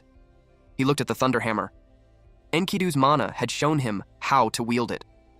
He remembered him saying to conquer, subjugate, and enforce obedience. It was the method of using the anvil that gives birth to thunder. He raised the thunderhammer. He chose to dominate the swamp mammoth first. Purple light shot up from the anvil, and the swamp mammoth had been covered with it, and they went on a rampage. The orcs couldn't understand why they were suddenly attacked. Aside from that, they were surrounded. Bandal had attacked them all.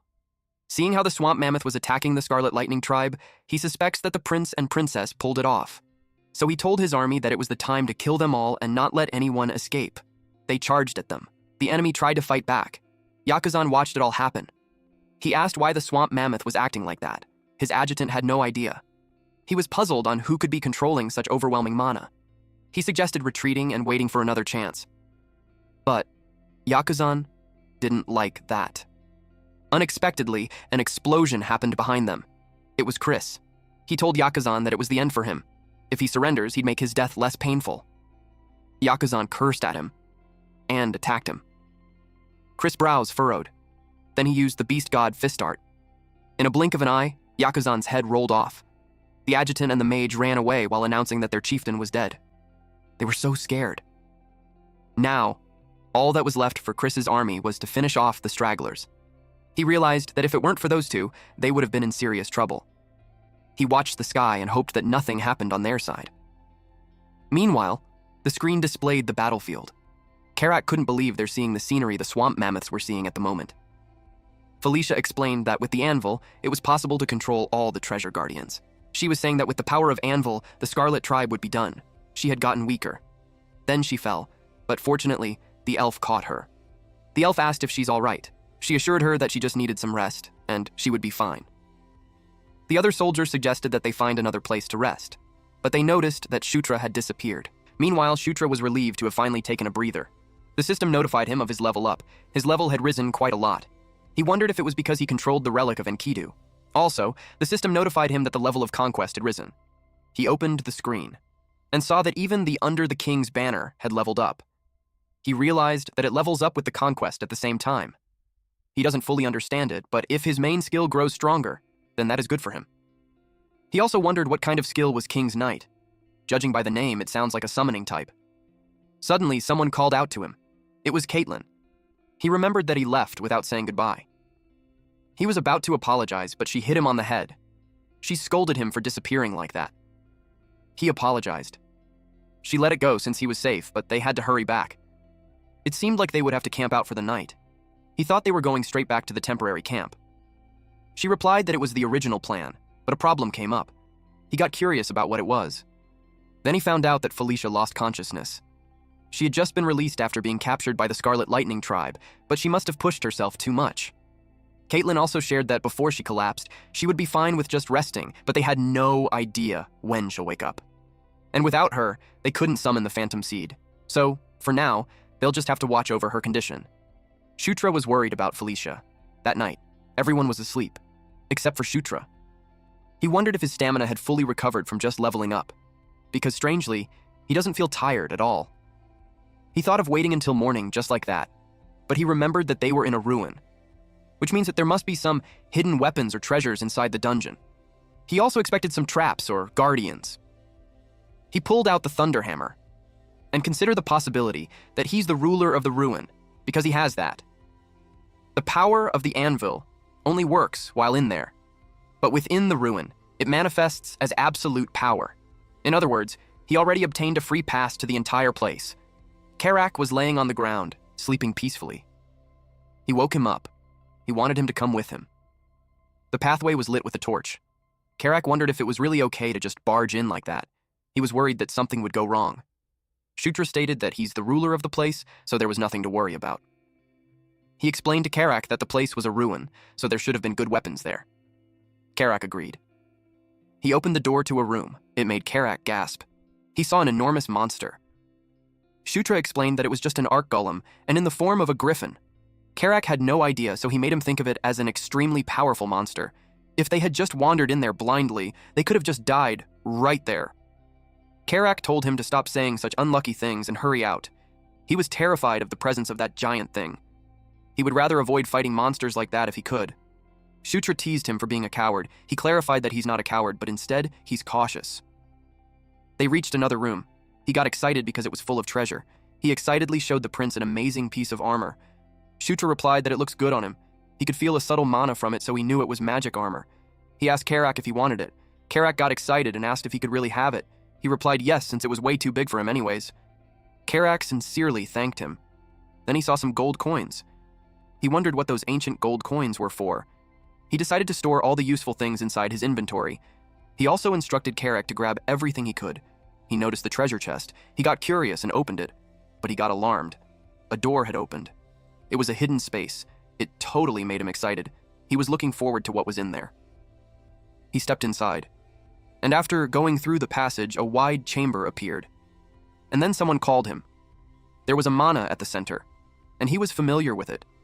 Even though it was his first time seeing it, the name just surfaces on his head. Enkidu. It was Enkidu's gauntlet named Earthquaker. Shutra watched the gauntlet. It addressed him as the valiant knight of conquest. He approached it since it was calling out to him, and then he took it. As soon as he touched it, the system notified that his level, mana, strength, and mental strength was insufficient. He realized that he can't wield it yet.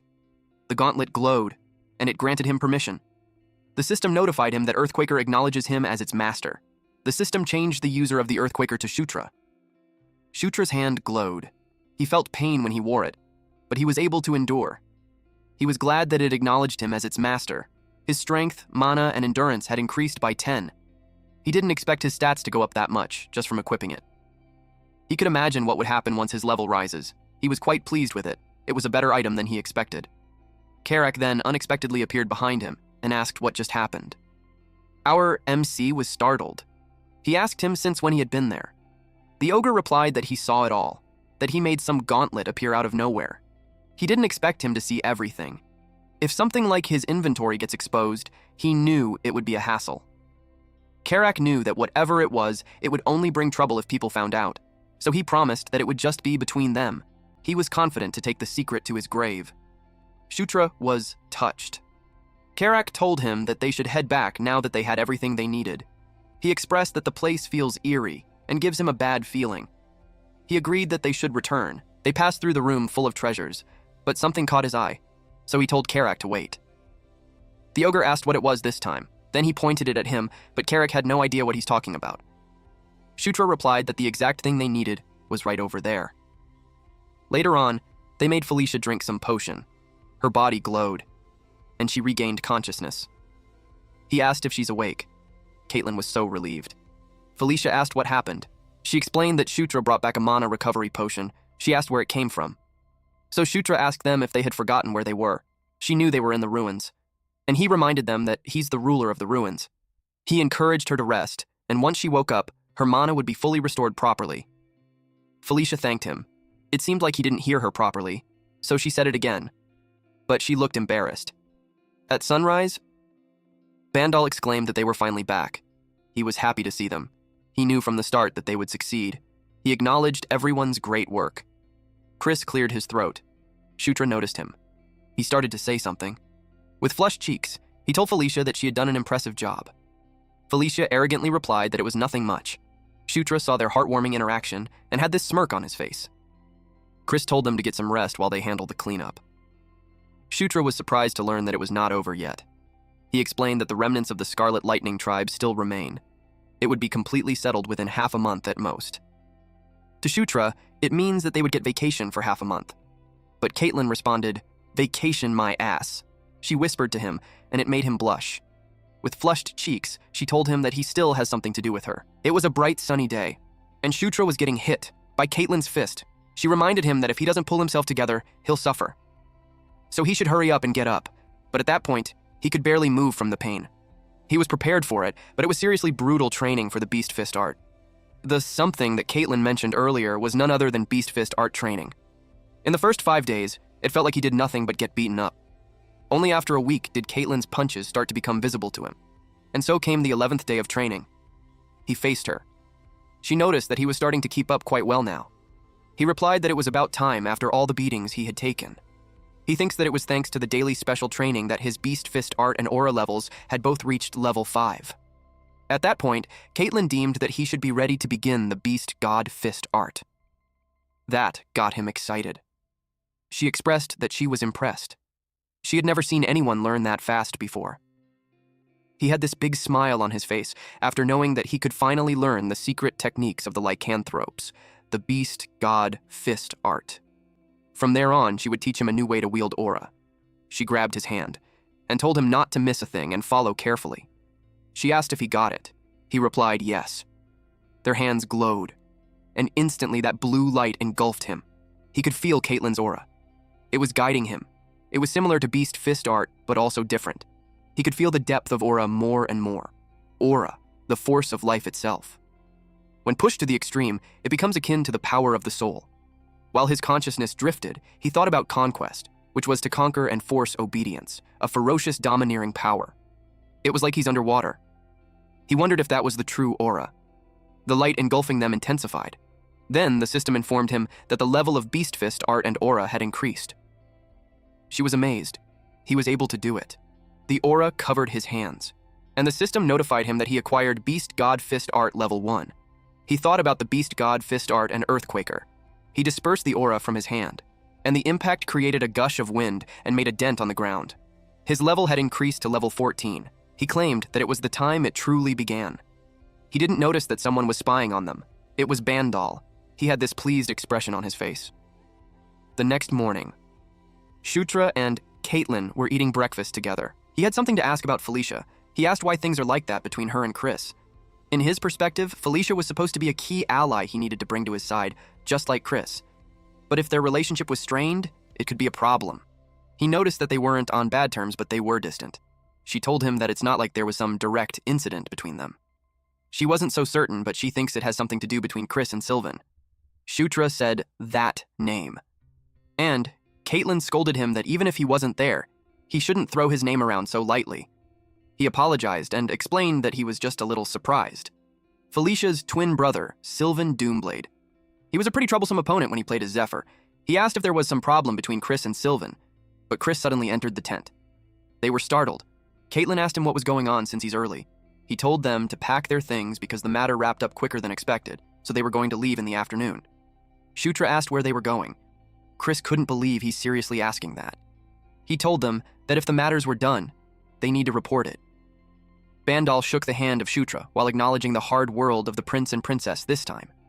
And he told the 9th prince that he looks forward to meeting him again. Shutra replied that he'd be waiting too. Chris asked them if they're ready to head out and he replied yes.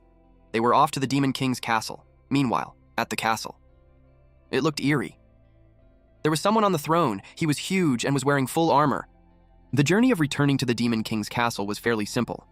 First, they moved to the teleportation circle, capable of long-distance spatial leaps, and then they used transfer magic to return directly to the Demon King's castle. The estimated time to reach the nearest teleportation circle was 3 days. It was a journey that did not consider stopping at inns at all. In other words, another night of camping under the open sky was confirmed. They would be arriving at the Demon King's castle tomorrow, and Shutra felt nervous about it. Currently, the Demon King's castle is divided into 3 main factions. The second prince, Zephyr Ragnaros, the Demon King's second son and his worst enemy. Then there was the first prince Baikal Raganros, and the 4th princess, Anastasia Nekrion. In the struggle for the throne, the order of birth meant nothing. The one who accumulated greater achievements and demonstrated superior ability was always placed at the top. That was the structure. Among them, Baikal and Zephyr were full-blooded brothers, and their abilities were nearly equal. They inherited the blood of their mother's side, the Draconian clan, and both held immense strength as a result. Still, if one had to be chosen as heir, the more moderate-natured eldest son, Baikal, would probably be the better choice. But Shutra knew that the choice had no meaning anyways. Because after a certain day, everything will change. That's why he had to prepare for everything that he could. First, he planned to raise his level until he can fully wield the Earthquaker, and make maximum use of the new strength he gained, the King's Knight. He activated the skill and a Knight Order was created. Shutra thought that it was just another summoning-type skill, but the system showed more details. He's the Knight Commander, and he had 0/2 members. There was no Knight in training. He had the skills, Knight Order level 1, and under that was the Knight's Blessing level, which increases the health points. On top of this was the special skill summon at level 1, wherein he could summon the Knight Commander. It was limited to once every 3 days. It was some sort of guild system. He was surprised at how broken the skill was. It was already good at level 1, so he got excited on how good it would become later. Karak finally found him. He scolded him for still being up instead of sleeping again. He nagged at him to sleep early if he wanted to leave early in the morning. Karak wanted him to hurry up and come. He responded that he came at the perfect time. He invited him to try out an experiment with him. Karak was startled. He asked what it was. Under the moonlight, he called him Mighty Ogre Warrior Karak. He held his sword, and then appointed Karak as his knight. Karak noticed his body glowed, and he felt strange. He felt that his loyalty towards him had risen. Karak, at level 24, became a knight commander and a rank 1 soldier. Shutra's experiment worked, and he was so happy. Karak couldn't understand why he's overflowing with strength, but he was pleased. Shutra asked him if he wanted to become the strongest ogre in the world. Out of excitement, Shutra mumbled on how he's going to raise him into the mightiest ogre emperor in Night Saga. Karak looked at him with suspicious eyes and asked if he's feeling unwell or something. The next day, at a tower, Chris and the rest approached the teleportation device. He asked if they're ready. Shutra replied yes. They stepped inside the magic circle, and instantly they were teleported. The light shot up to the sky, and when they reached the other side, Shutra felt like he was falling. He got scared. He was falling head first. But to this surprise, they arrived just fine. Caitlin asked if he's fine. He replied yes. Suddenly, someone called Felicia. They had been waiting for her. It was her attendants. She happily chatted with them. Shutra saw it as a fan club. He asked if those were her attendants and subordinates. Then, someone approached and welcomed Chris and Caitlin. He noticed that there was no one for him, and the Dark Elves started gossiping about him. They laughed at him. He now understood where he stood within the Demon King's castle. He was fine, though, since it was all within his expectations anyway. He asked if Karak was ready, because from there on, they would start changing things one step at a time. Inside the Demon King's castle, particularly in an old room. That seemed like a storage area. It was Shutra and Karak's dwelling. Shutra was just thankful that there was a room for them. Karak thought of unpacking their things there. Then he remembered that the official event schedule starts tomorrow. Until then, they are allowed to spend their free time however they like. Shutra replied that it doesn't feel any different from being left to rot somewhere. Suddenly, someone knocked. Flora Sevensward, from the Demon King's Castle Real Estate Management Bureau, greeted him. Shutra asked what brought someone from such a high office to a rundown place like that. She told him that it was because his public merit level has increased. So he's now eligible to choose a new residence. Isabella from the Office of Public Merits came to meet with him too. Shutra asked her if it was true that he could receive a new residence there. She replied that he had come to the right place. She displayed a screen. With his latest conquest complete, his merit level officially rose to level 5, bringing his total merit to 15,000 points. The system laid out his achievements one by one, uncovering the dwarves' hidden mine and its connected portal, crushing the Scarlet Lightning Tribe's chief and his elite unit, personally carrying out the execution, rescuing the 7th princess, Felicia Doomsblade, leading the frontal assault on the tribe's main stronghold, claiming the legendary Thunderbirth Anvil, and finally placing the entire Scarlet Lightning Tribe under his rule. The rewards followed immediately. New sections of the Demon King's castle were now open to him, and his monthly stipend skyrocketed, jumping from a pitiful 5 gold to a staggering 500. He was the first prince to achieve that much on his very first mission. He asked her to show him the available residences right away, later that day. Karak's jaw dropped. He couldn't believe Shutra's new residence. Flora told them that they came earlier than expected. She told Shutra that it was an honor to serve him starting that day. Flora could be used as a butler and headmaid. She is a follower of Camilla, goddess of dreams and shadows. Karak was confused because earlier she said she was from the real estate bureau. Shutra replied that he hired her using her merit points. It's something like a currency earned through accumulated achievements. He didn't explain further since there was no need for Karak to learn all the details. Karak commented that he had started talking nonsense lately. The next day, they were dressed up. Karak told Shutra that he kept getting the feeling of needing to pee. He wondered if it was just his nerves. It was gross, so Shutra told him to just go already. He also made him nervous by saying that. Someone arrived and told them that they look amazing. Felicia was the one who picked their outfits. Caitlin responded that she's the best. She replied that all her efforts paid off. Caitlin told Shutra that he looked good. He got embarrassed, but he thanked them and told them that they look amazing too. It made those girls blush. Chris also arrived. He realized it was Shutra's first audience ceremony. He told him that he's the star for that day. He encouraged him to show himself to everyone in the Demon King's castle. He confidently replied yes. He knew that there were those people who would think that his achievements were simply luck. The vassals were in the room. Shutra was confident that everyone would soon have their eyes on him. The prince and princess entered the room. Shutra wanted everyone to look again at the worthless prince they once dismissed. They knelt in front of the Demon King who was sitting on the throne. Chris introduced himself and announced that he stood before the great ruler of the demon realm. Demon King Mitra watched them. He had golden eyes, brown hair, and beard. His facial features looked more human. His aide would now report the achievements of the prince and princess. Demon King Mitra was the father to all the children of the Demon Kings. Shutra had forgotten that he was the one being who must never be underestimated in the Demon King's castle. While he was kneeling in front, he felt immense pressure. Just standing before him was making his entire body crumble apart. The goddess reminded him to conquer. His heart glowed in a golden, warm light. She told him that he's also a king, and she encouraged him to overcome the gaze, that suffocating pressure, and subdue it under his will.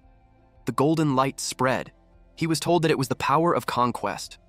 Shutra was able to look confidently and directly. Demon King Mitra saw him and called out his name. Everyone's jaw dropped when they heard it.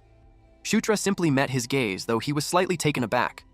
Then Demon King Mitra told him that he looked forward to seeing his future achievements. Everyone in the throne room was shocked and confused because the Demon King had never once called any of the princes or princesses by name during an audience before.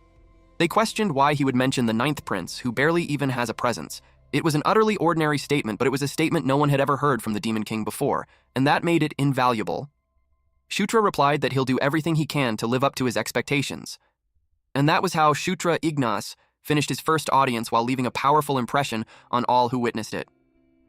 At dawn, Shutra was being woken up. He asked Karak what was the matter since it was still so early in the morning.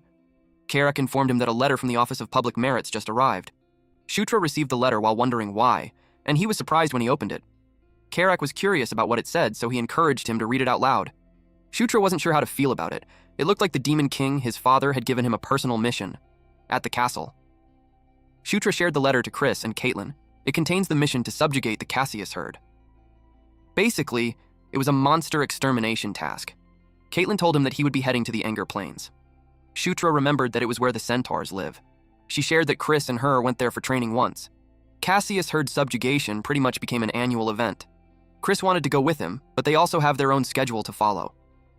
Caitlin was positive that Shutra would manage on his own, but Chris was worried. People would start paying attention to him, and some would try to approach him, and others would be wary of him, so he'll have a lot to keep an eye on. Shutra knew that. Even Zephyr himself said he was never once called by name during an audience. Chris told him to come to him if he needs any help. He thanked Chris for that. Then he told him to go see Felicia before he leaves because she said that she has something for him. It was still dawn when Shutra prepares to leave. Felicia knew he would need a good pair of legs to travel around centaur territory, and so she gave him some mounts. Shutra thanked her, but she had more to give. It was a dark elf's tear.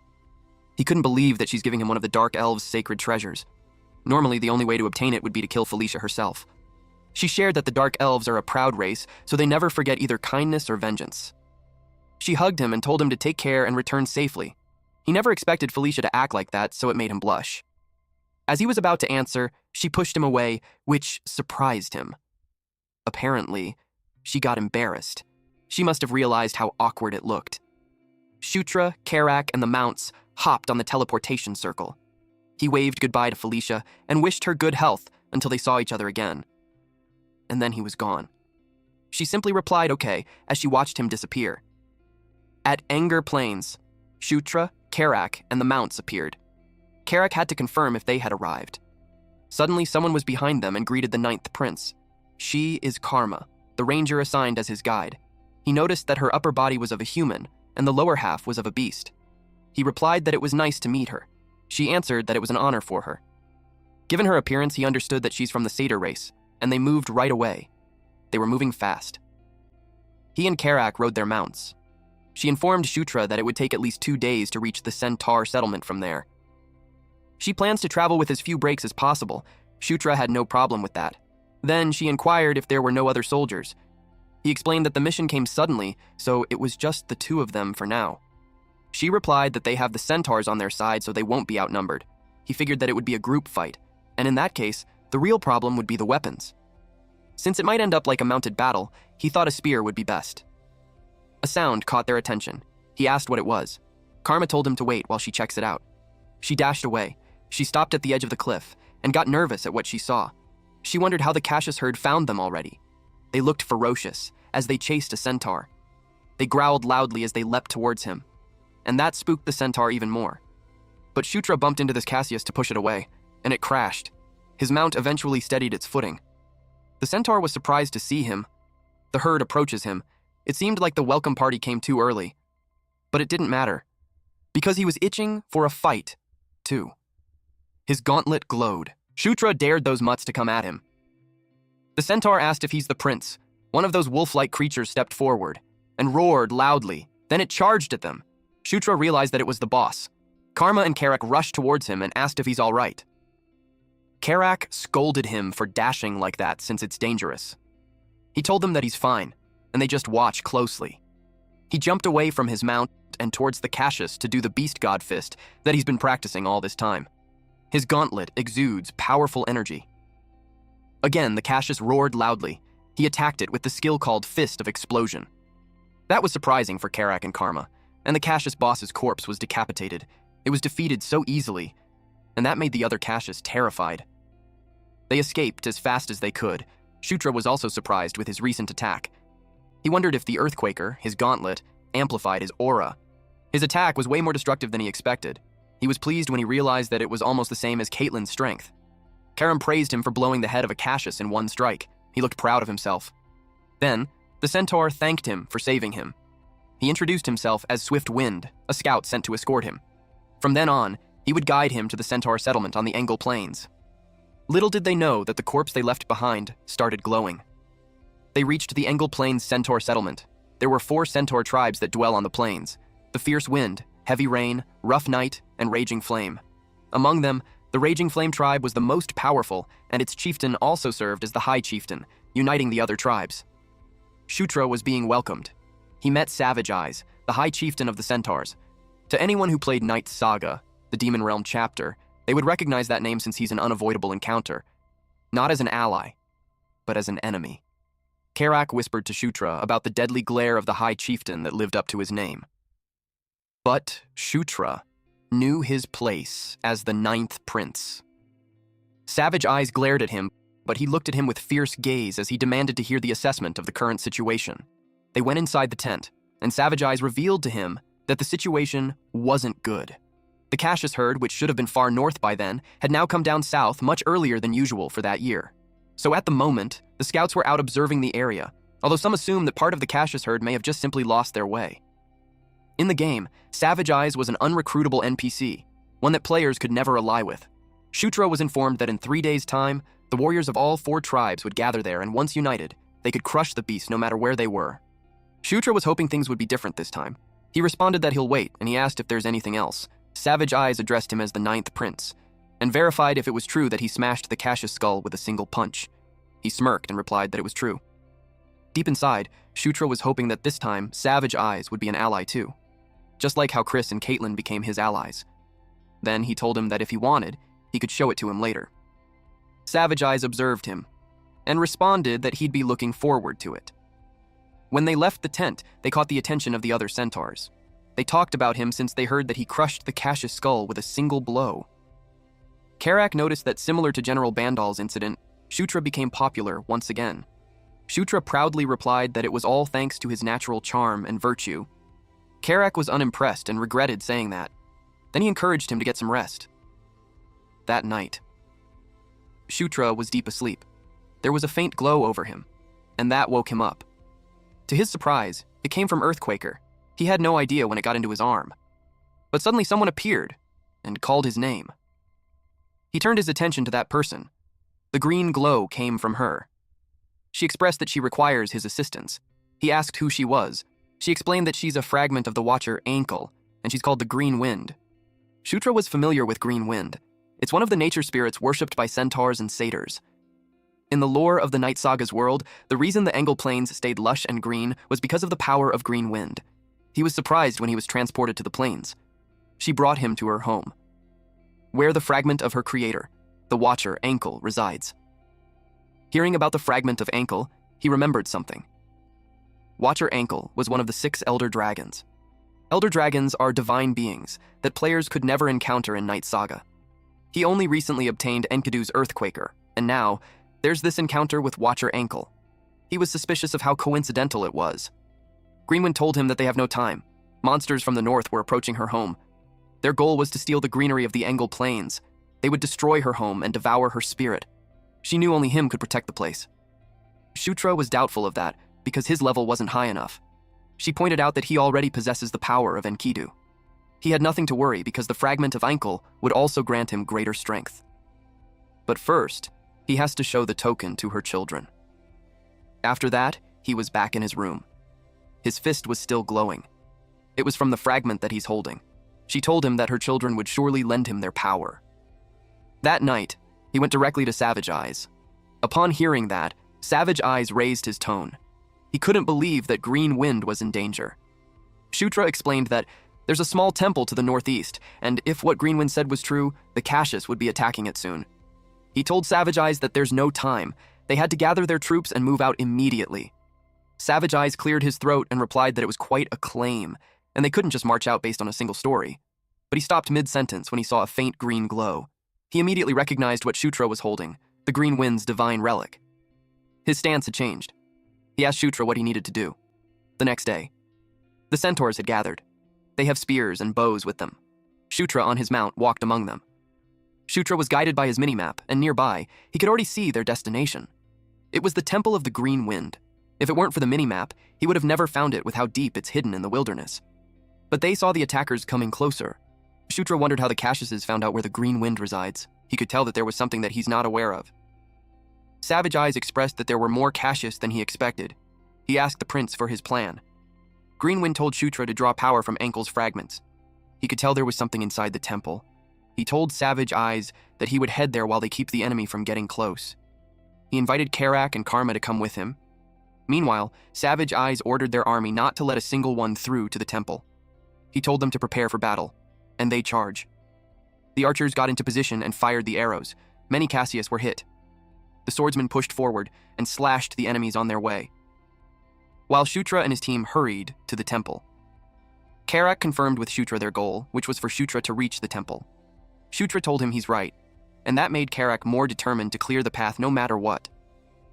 He went in front as the Cassius approached them. He prepared his axe and slashed those who were in the way. Karma fought too, using her dagger. Shutra praised them and kept going. They were almost there, but a large bat had almost hit him.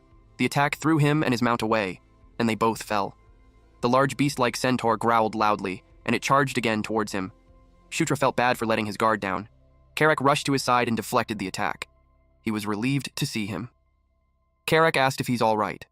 Karak smiled at him and told him to get up since it wasn't time to rest yet. The large creature growled again. Karak deflected its attack. It happened again, and it looked like he was having a hard time. Shutra teased him for acting cool earlier, and now it looked like he's done. He activated the skill Under the King's Banner and boosted Karak's strength. This time, they're going on the offense. Karak struck the creature and caught it off guard. This creature staggered backwards and Karak chased after it. He gathered his strength and slashed it at the chest.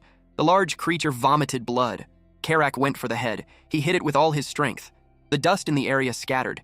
He told the prince to go now and leave that place to him. Shutra counted on him and left. Shutra ran as fast as he could towards the temple. He opened the door. Then he heard a voice telling him to hurry up. He recognized that it was Green Wind. Her gauntlet glowed. She told him that Enkidu's artifact would guide him. He sensed the energy was heading towards the interior of the temple. It continues to flow inside, towards a giant tree. He stopped in front of the giant tree. Then the tree's vines started to move. That startled him, but it gently stopped in front of him to give him something.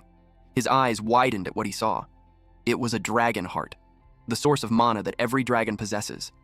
Dragon heart. Now he realized that the fragment of ankle was pertaining to that. Green Wind appeared and informed him that the Engel Plains have maintained peace for a very long time through the magic of the Watcher Ankle, and the temple was the center of that magic. It was born from the fragment of ankle, and if the place was destroyed, the peace would shatter. She instructed him to awaken the old magic of ankle left in the temple and stop that from happening. Meanwhile, outside the temple, Savage Eyes commanded their army not to retreat. They mustn't let the enemy enter the temple. Karak continued to fight. The same goes for Karma. Green Wind begged the Ninth Prince to protect Engel Plains and her children with the magic left behind. Shutra accepted the dragon's heart, and he was transported into a different place. He was confused at first, because there was a dragon in front of him. He knew it was Watcher Ankle. Her eyes glowed. Then she offered her powers to him. It made the temple shine brightly, and that light even shot up to the sky. It caught the attention of the centaurs even during mid-fight. Their jaws dropped. Karak thought of his prince. Thick, large vines had emerged from the ground, and it grew taller and larger. It was forming into something. When it was done, it formed into bipedal wood creatures, and it targeted the Cassius. It attacked without hesitation, and the Cassius were caught off guard. They didn't have the chance to evade or run. Those wood creatures continued to thin their numbers, until Green Wind sensed that the magic of Ankle had awakened. She sincerely thanked the prince. But Shutra was still holding the dragon's heart. It made Green Wind step back. She had no idea what was happening. She questioned why the mana of Ankiel was flowing into Shutra.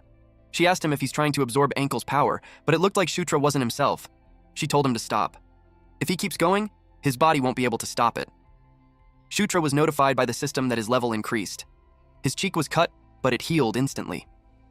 Green Wind saw it happen.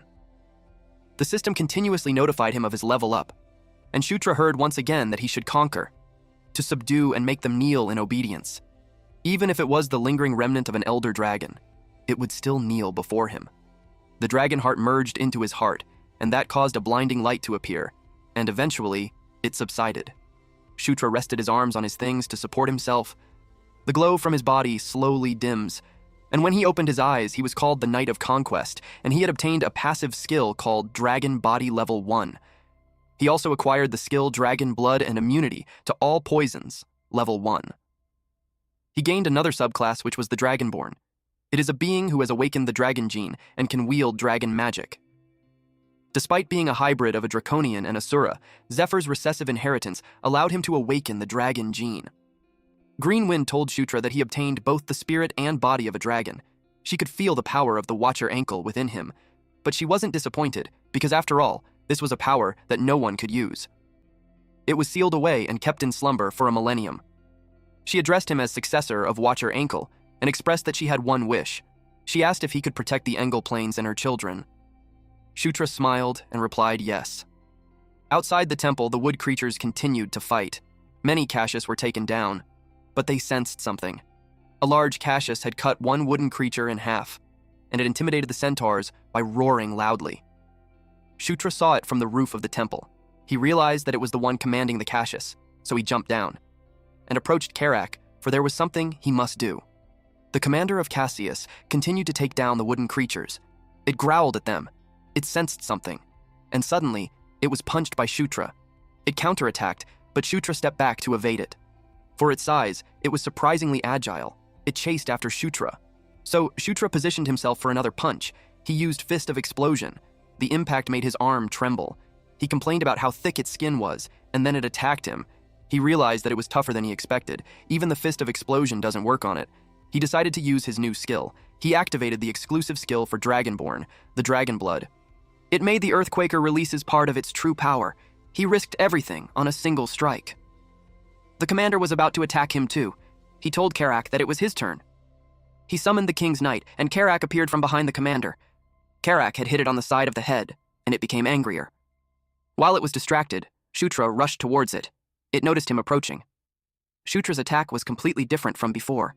He used Earthquaker's secret art. It was such a powerful move, he called it a gigantic piston. His punch made a large hole on the commander's chest. Savage Eye's jaw dropped. Karak looked proud of him. The enemy fell, and Shutra leveled up. The system notified him that he had defeated the boss Drake Ogre Mustafa, and he had acquired the title Drake Ogre Slayer. He wondered how much aura he had just used. If he hadn't leveled up, he would have collapsed for sure. To use the ultimate skill embedded in a weapon, he would need a special move control skill, but he doesn't have that yet. In other words, the gigantic piston wasn't even Earthquaker's true ultimate move. He realized that there was an even greater technique within Earthquaker. Karak reported to him that some were running away after the guy fell. Savage Eyes slashed some of them. Then he ordered his men to chase them down. If they let them escape, it would just come back to attack them again someday. They chased after them, as they were determined not to let a single one escape. The nighttime came and the battle was over. The centaurs relaxed at their camp. They even had some drinks. Karak and Karma had a toast with their drinks. Everyone was having fun. So Green Wind asked Shutra what brought him to her when they were having the time of their life. He came because he had a few questions he wanted to ask her. Since he granted her request earlier, she was willing to answer whatever he asked. But before that, she requested that he release her from his control. He had no idea. She explained that because he absorbed Ankel's mana, she, who was born from Ankel's magic, became bound to him. Now he learned what she meant. He told her to give him a moment to do that. She waited, and after a few moments, they ended up looking at each other. Shutra had no idea how to undo it. His question made her pale. She had to verify again what he just said. She panicked and asked him if he seriously doesn't know how to do that. He replied no, since he was never taught how to do it. She was slightly annoyed that he acted like he did. He told her to calm down as he thought it through for a second. He asked her what her current condition was. She claimed that she was his, therefore she obeys him. But it wasn't what he meant. He asked if she's uncomfortable in any way, or if she felt some changes. She replied that there was none in terms of her abilities or condition. However, if she were to disappear, the Engel planes would lose their vitality, for she was the living symbol of the life magic Enkel cast upon the planes. Shutra thought about it again. He suggested that she simply remains there in Engel planes instead of leaving with him. She was dumbfounded with his suggestion. He further explained that there was no need for her to go with him. That made her sad, because to her it was like he's abandoning her. He clarified that it's not what he meant. He asked her if she wanted to come with him. She yelled at him that he's her master, so it's natural that she accompanies him. Deep inside him, he was caught off guard that he just accidentally formed a spirit contract. And then he clarified what she said earlier about how she's the symbolic embodiment of the grand spell over the Engel planes. He asked if she could create something that could take her place. She replied that it would take some time, but it was possible. He instructed her that once she made something that could take her place, she could come with him.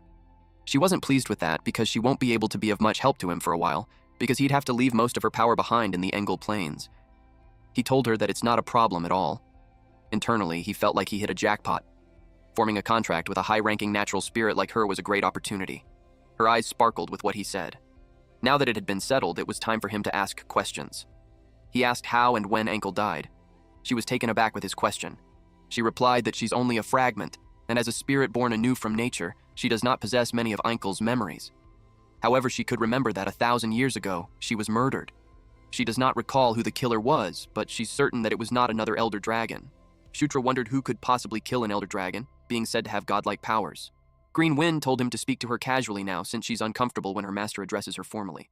Now that he had become Ankle's successor, he asked if that meant that he could also contain the power of another elder dragon within him. Generally, it would be impossible, but she thinks that if it was him, it might be possible. He already wields the powers of Ankle, the Watcher of Polarity, and the Great Enkidu, the mighty one who opposes her. If he could balance those two opposing forces, then he might be able to wield the powers of other elder dragons as well. He was impressed. He thought it was the main character's plot armor. He had one last question. He asked her if she knew anything about the power that he possessed. She reiterated that she was simply a fragment and she does not retain all of Ankle's memories, so her knowledge of his power was incomplete. Suddenly, she emitted a blinding light. Shutra squinted his eyes and asked what happened suddenly. It was like someone else was talking using Green Wind. She addressed Shutra as the Knight of Conquest born under the destiny of kings. He was told that he shall conquer and rule over all creation. That is the power of the king, and it shall be his. This was the message from Ankle. It was sunrise at the temple. Shutra was sleeping outside peacefully. When the sun rays hit his face, he started waking up. He asked what happened because the last thing he remembered was talking to Green Wind. Green Wind appeared to check if he regained consciousness.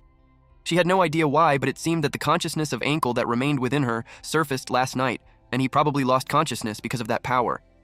He remembered that conversation. He was told to conquer and rule over all creation, for that was the power of the king, and it should be his. He realized that Ankle already knew about his power. Green Wind declared that he was now her master for eternity. With that said, she had something to reveal to him. She showed him a screen, and informed him that at the northernmost end of the Engle Plains lies one of Watcher Ankle's relics. Just like his Earthquaker, it was an artifact imbued with the power of an elder dragon. It was called the Shield of Life. Over 1,000 years ago, the Watcher Ankle bestowed the Shield of Life upon the bravest and most righteous centaur warrior. The warrior led his people against the enemies of the north and achieved countless victories without suffering a single wound.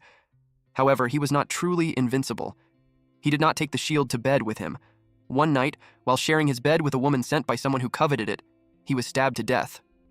The Shield of Life had been granted to a courageous warrior by Ankle himself. Thus, no one but its owner could wield or carry it.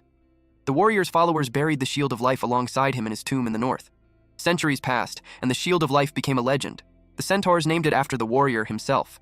Its new name was White Suri. Shutra was familiar with that. It was the legendary artifact that only appears in the Night Saga backstory. Even veteran players like him couldn't find it, the best shield of all. And it turns out to be an Elder Dragon's artifact. Green Wind asked if he knew about it.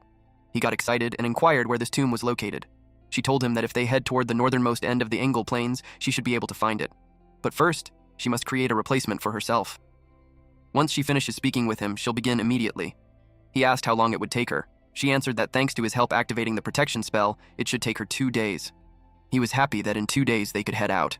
It was a little far north, but he knew it wasn't impossible to reach. He was determined to go there no matter what happened. He was positive that with White Suri, things would become much easier. Shutra left the temple. While he was walking around, he thought of traveling to the north under the pretext of hunting down the remaining caches. The problem was that the protection spell that activated at the temple must have already been detected by the Demon King's castle. They would likely dispatch a specialist to inspect the ruins soon. If the report goes out today, the specialist would arrive in a week. In that case, it would be best to leave before they got there. But just as he thought of that, Savage Eyes informed him that someone from the Demon King's castle has arrived. He was surprised to hear that. They went inside the tent. Felicia saw his expression and asked why his face was like that. It seemed like he saw a ghost. He asked why she was there. She halted their talk and suggested they exchange greetings first. It confused him. Then a woman approached him and formally greeted him. She was Daphne, daughter of Echo, the 5th concubine. Shutra knew that she was the Dryad-born druid. He was determined to secure one of those 3 half-siblings at all costs. Felicia informed him that she's an exceptional druid. She would be helpful for the mission since the guardian spirit of the Engle Plains was involved. She expressed that it was a pleasure working with him. He didn't expect to meet her there. He aimed to make a good impression, but he remembered that Felicia was supposed to be heading to Gishka Mountains to study the anvil that gives birth to thunder. She had planned that, but Shutra finished his mission quickly. She whispered to him that he's attracting attention. She revealed that the Cassius subjugation wasn't a hard mission, but finishing it in just 2 days changes everything, since it normally takes at least 2 weeks. And since so many irregular events happened during the mission, everyone was shocked. If someone else had come, they would have probably interrogated or spied on him. He asked if that was the reason she came there. She blushed and admitted that it wasn't only because of that. Because she was also curious about the magic of the temple and about why Cassius's behavior changed. Shutra could tell that beneath her cold exterior, she has surprisingly a warm side. He thanked her for worrying about him. She asked what his plan was now.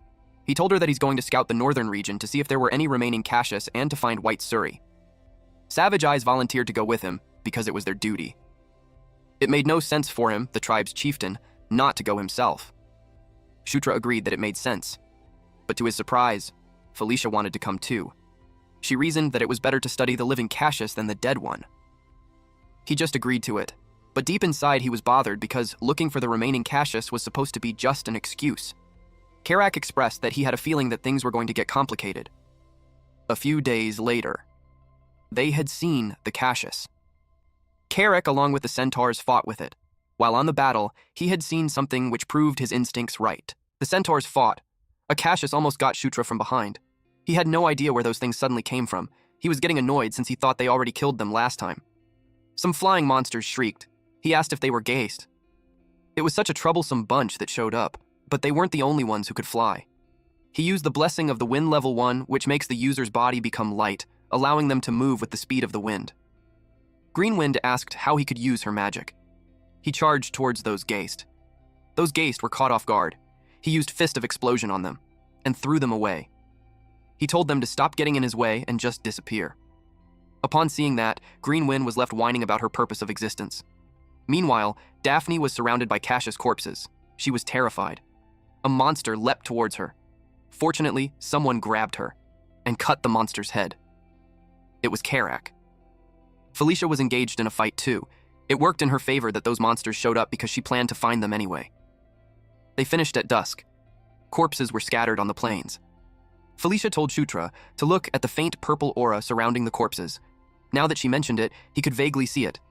She suspected that it was a type of curse magic. The stronger they become in front of that purple aura, the more their life force is consumed. On top of that, their emotions seemed dulled, almost severed, so she called it a curse, and she knew that someone was controlling them. Shutra was confused because they defeated the commander that manipulated them before. He asked who it was this time. Karak told him to wait, and informed him that Daphne was tense the whole fight. He thinks that it was her first real battle. Upon seeing her condition, Shutra realized that she was far less experienced than the Daphne that he knew. She was trembling when she expressed that she could feel the spirit's fear. There was an ominous power that grew stronger the further they go north. Green Wind was in the form of a firefly. She told Shutra that she could sense a sinister energy coming from the north. She suspects that there was an entity that was the source of the purple aura. Felicia expressed that they might learn more if they go all the way to the northernmost point. Savage Eyes suggested that they check from the observation tower at the northern border. Shutra's original plan was just to retrieve the White Suri, but things had gotten more complicated than expected. He agreed to head there for now. It was already nighttime when they reached it. Felicia pointed at the direction where she could sense the sinister energy. They saw a massive gathering there. Even at a glance, they could tell there were about 200 or 300 of them. The only thing that could gather that many of them was an undead. And she could tell that they were high-ranking ones, at least a lich level.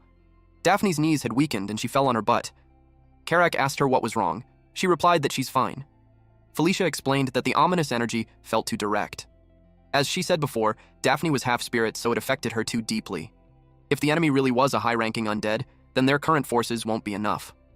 Felicia suggested that they pull back for now, until she felt something strange. She panicked when she felt someone coming to them.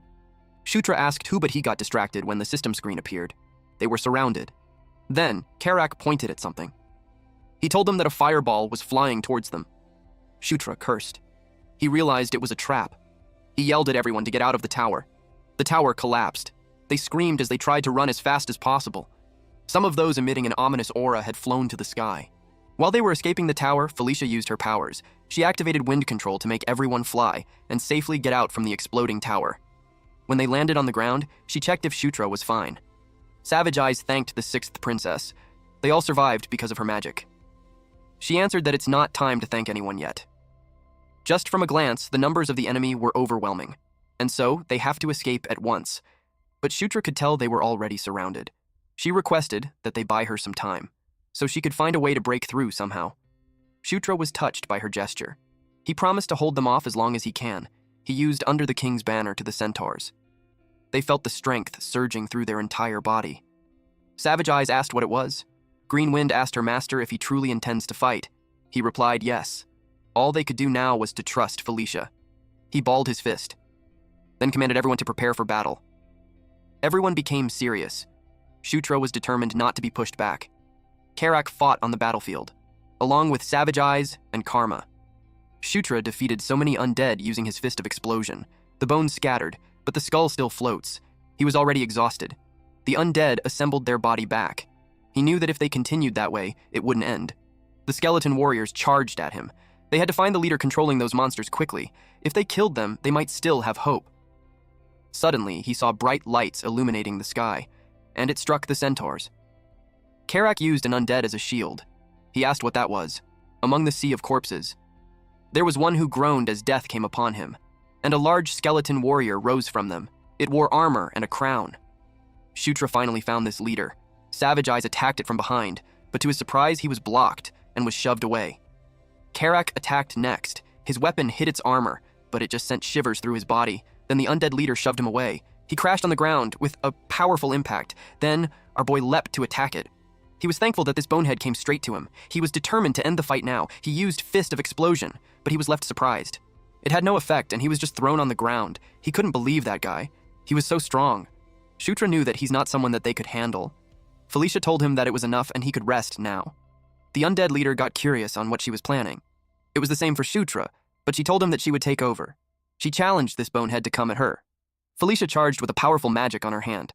Her blast attack hit the undead leader. It groaned loudly. It got annoyed, so it counterattacked, but she was able to step away from it. She used wind control next. The undead leader tried to grab her, but she activated Blink, which makes her vanish and appear behind this bonehead. And then she fired 2 beams at it. It made this undead leader groan. Shutra watched the fight, and he realized that Felicia was more incredible than he thought. He didn't expect that she would overwhelm that monster alone. He noticed a faint glow from behind him. It was from Daphne. She asked if he's all right. She used wind control to control the centaurs. Savage Eyes felt her power. Karak, too. He lifted his head as he gained strength. Shutra got excited since this was the Dryad's unique area buff. He was glad that Daphne was now contributing properly. The system notified him that Boost Level 1 had activated, and his power swirled around him. The power erupted from his body. He was confused as to why he's suddenly learning skills. The system notified him that he acquired Spirit Bloom Level 1. This makes a spirit's power dwell within the user, and all abilities are increased. He could feel the power surging through his whole body.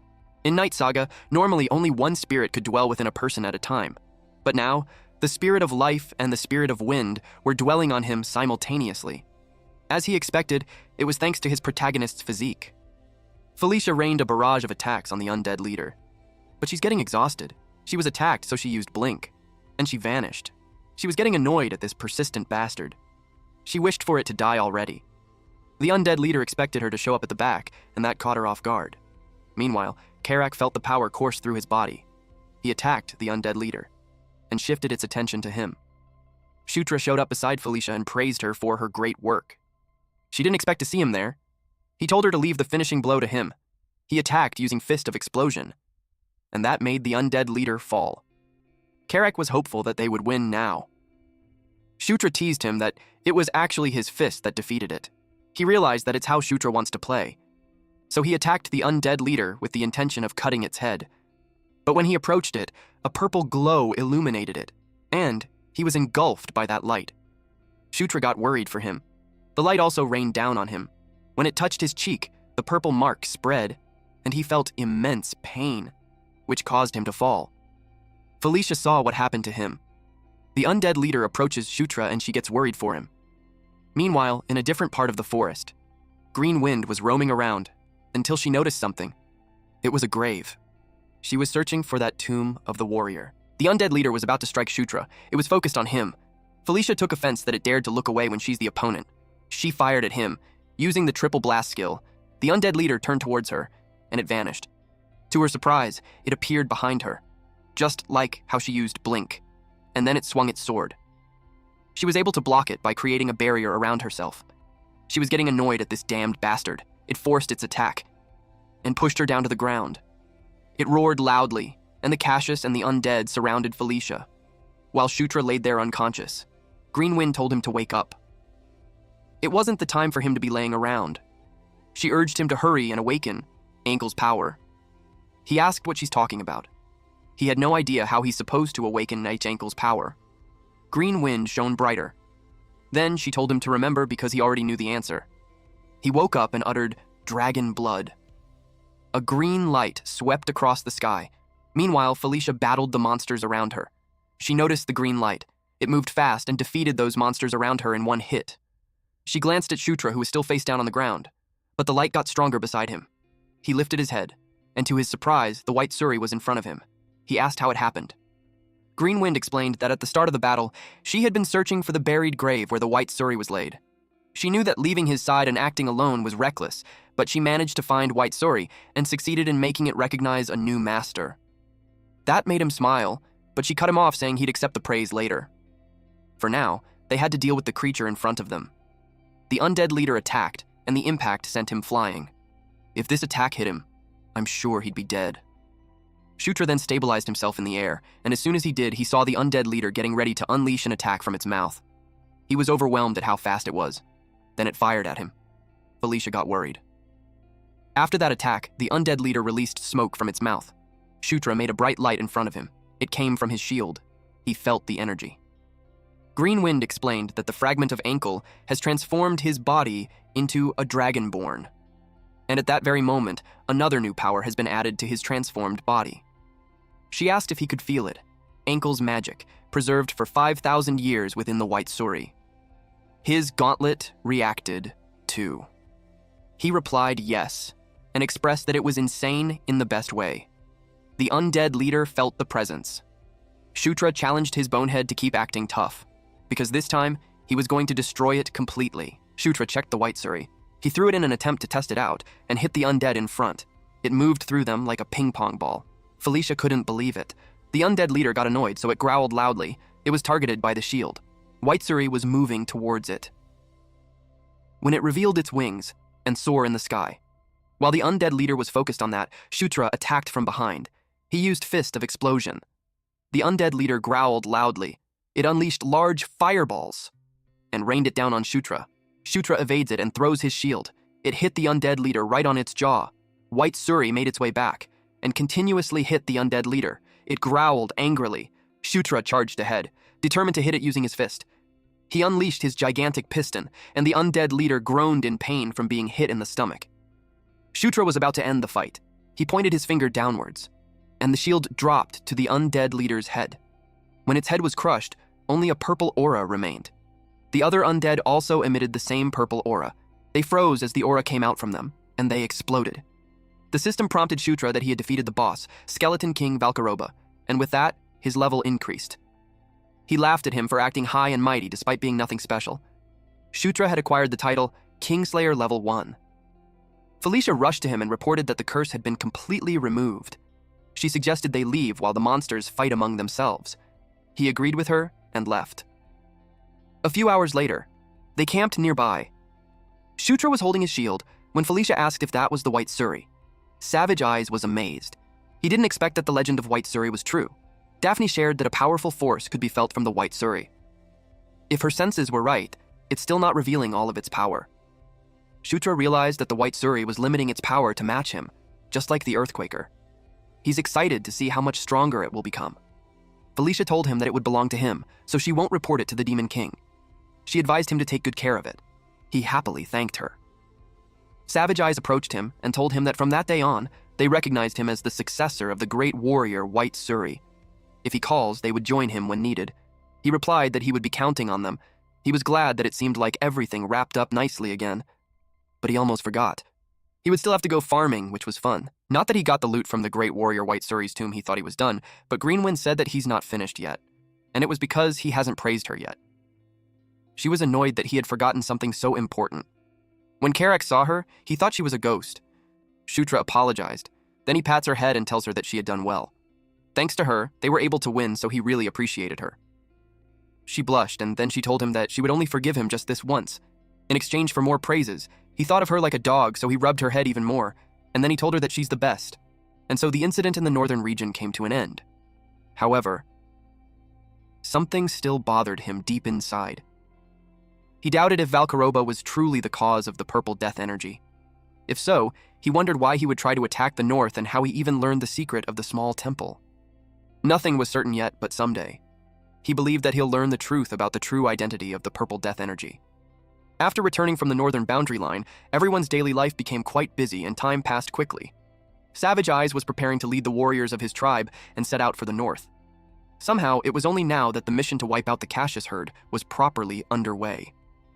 Shutra also headed north with Savage Eyes, and it took about half a month to eradicate the Cassius herd at the teleportation site. Felicia wondered if it was just her imagination, or Shutra had gotten stronger again. He simply replied that he's on a growth spurt after all. He asked how her investigation of the temple went.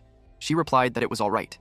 She even made an enormous discovery. She revealed that the magic placed on the temple belonged to none other than Ankle. She got particularly excited when she talked about Ankle, one of the 6 elder dragons, the Watcher, Ankle. Shutra Forze, and tried to respond that it was great. She noticed his strange expression, so she asked if he already knew. He lied that it was his first time hearing about it. Greenwind pointed out that he's acting awkward. He ignored her and told Felicia that they should hurry and report. At the Demon King Castle. Felicia was warmly welcomed. They gathered around her and made small talk, and once again there was no one to welcome Shutra. Karak couldn't help but comment that the place was still the same. Shutra agreed. Greenwind expressed that her heart is pounding. She asked if it was truly okay to leave the Engel Plains like that, but Shutra ignored her and continued to say that they were the only ones that changed. When someone approached them, Karak asked him if he had done something wrong, because they were being glared at. He recognized that those were succubi. He wondered if they were Anastasia's people. They are from one of the major factions, and it was led by the 4th princess, Anastasia Nekrion. During the day of the massacre, Anastasia's faction had the largest power base. Even Felicia and her twin brother, Sylvan, were part of that faction. Shutra simply stated that since they were paying attention to him, it seemed like what happened on the Engel Plains had already reached Anastasia. He told Karak to get used to it, because they would be getting more attention from then on. At the Office of Public Merits, Shutra was informed by Isabella that his merit level has risen to 10. His monthly support payment has increased from 500 gold to 900 gold, and the number of facilities he may use within the Demon King Castle has expanded. He also now has access to a treasure vault. He was pleased with it. Now, it was time for him to spend some money. He went to the armory. He was told that because his merit level was 10, he may use the first treasure vault. Normally, purchasing weapons requires merit points, but he may also buy them directly with gold. Igor, the armory supervisor, assisted him. They entered inside, and he was told to enjoy his time there. He told Karak to pick anything he needed. Karak couldn't believe it. He explained that the stronger his equipment is, the more useful he would become to him. That energized Karak to go get one. Shutra knew not to skimp on equipment. He chose something good. It was an armor that has resistance to all elemental type attacks. Most importantly, it's lightweight and doesn't interfere with using the Beast God Fist Art. Now that the armor under his clothes was handled, he just needed one last thing. He went to Cater, the blacksmith supervisor. He asked for greaves. Since the Beast God Fist Art uses a lot of footwork, ordinary protective greaves get in the way. He asked Cater how long it would take to make it. The structure was simple, so he could finish it in 2 days. Shutra asked for his recommendations about the materials. He suggested crafting them from dragon leather and scales. It seemed like a joke to Shutra, because he had no way of getting something so rare. Then, Kator informed him that some materials arrived under his name, so he was thinking of using those. Shutra was puzzled. He asked what he meant. Cater realized that he didn't know, so he told him that Lord Ishugard ordered that the dragon leather and scales be delivered directly to him.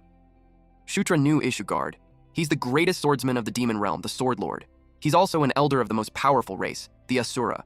Plus, he's also the legendary warrior who taught Demon King Mitra the sword. Outside, Karak asked him why that legendary figure would help him. He also doesn't have an idea. Karak was surprised that he also doesn't know, but he expressed that if the Sword Lord becomes Shutra's supporter, it would be reassuring.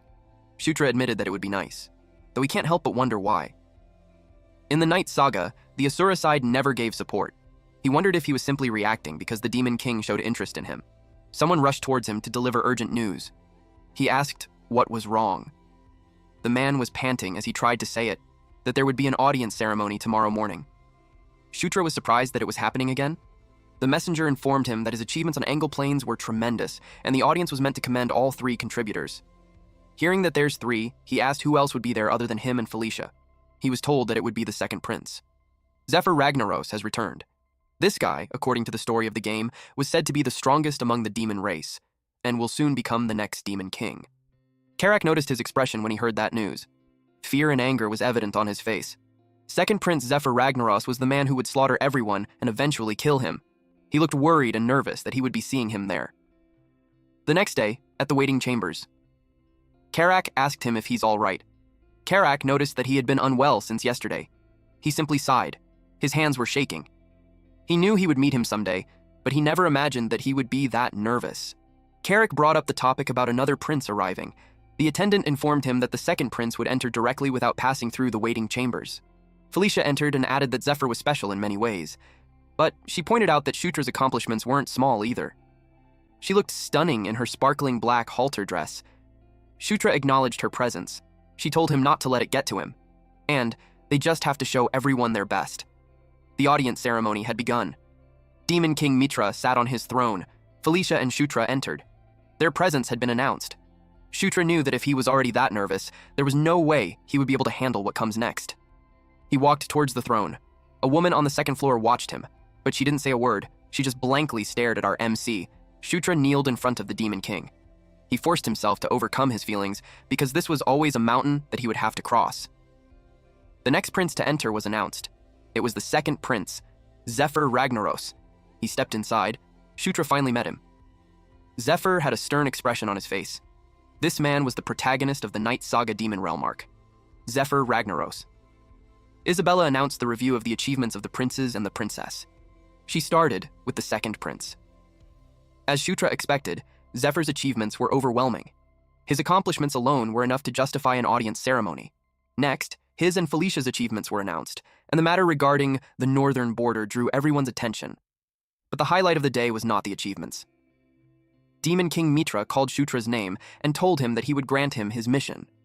This caught the attention of the princess and prince. It was a situation with no precedent until now, and it left him bewildered. The Demon King had just personally assigned a mission during the audience ceremony. His mission was to explore the Thunderdoom Fortress of the Dwarven Kingdom.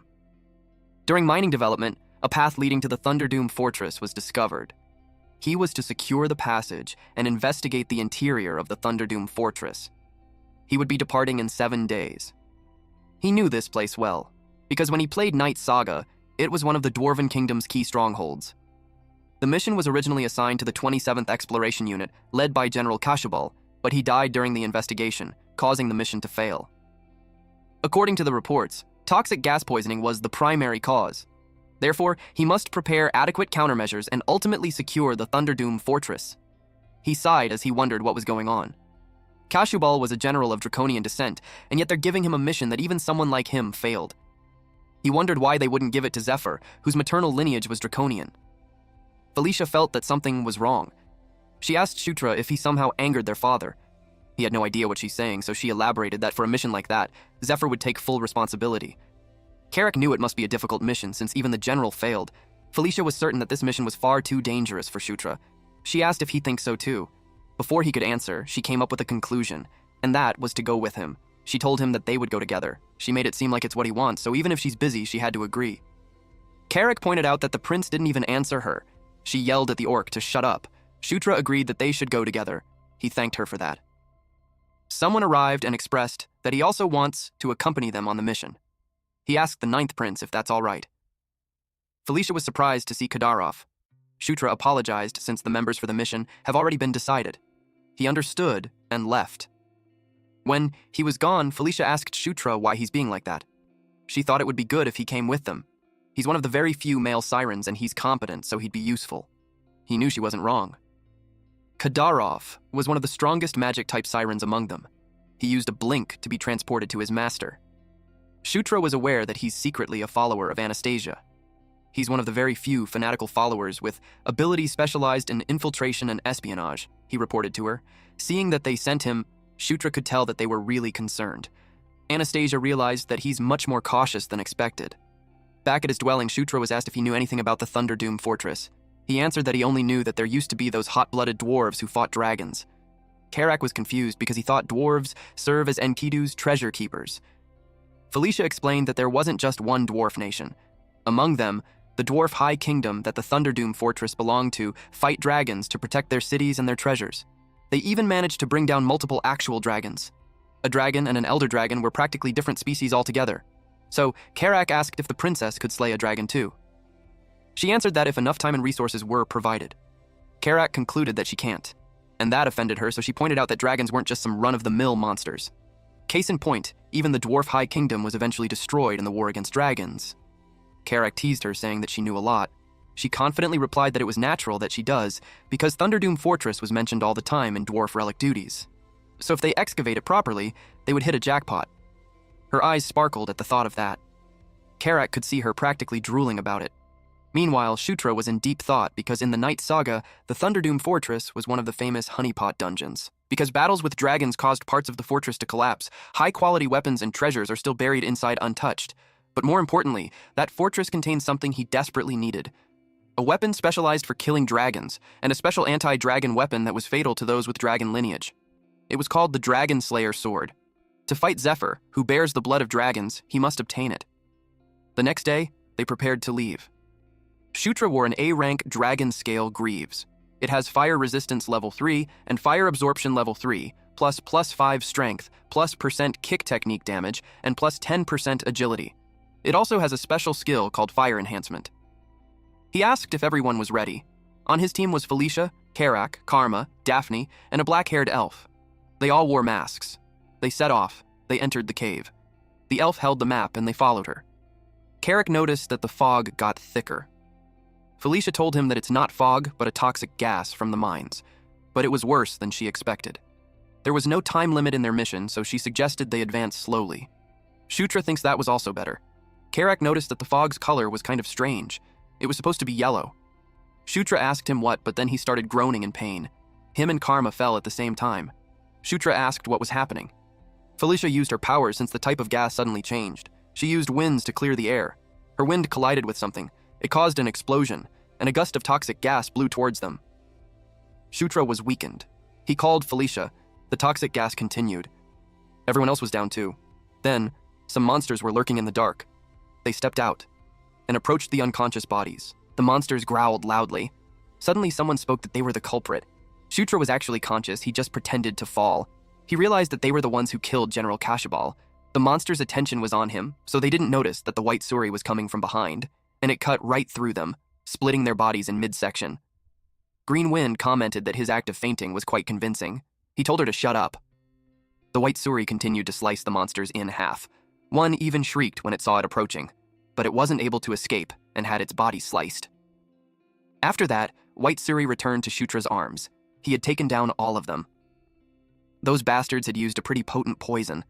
Shutra was almost in grave danger, fortunately. He has level 1 immunity to all poisons because of the level 2 protagonist's physique additional effect. A crack had formed on the ceiling. Suddenly it gave in behind Shutra. He wondered what that was. Those guys had never run out of tricks. He requested Green Wind to protect the remaining party members. She complied with her master's order.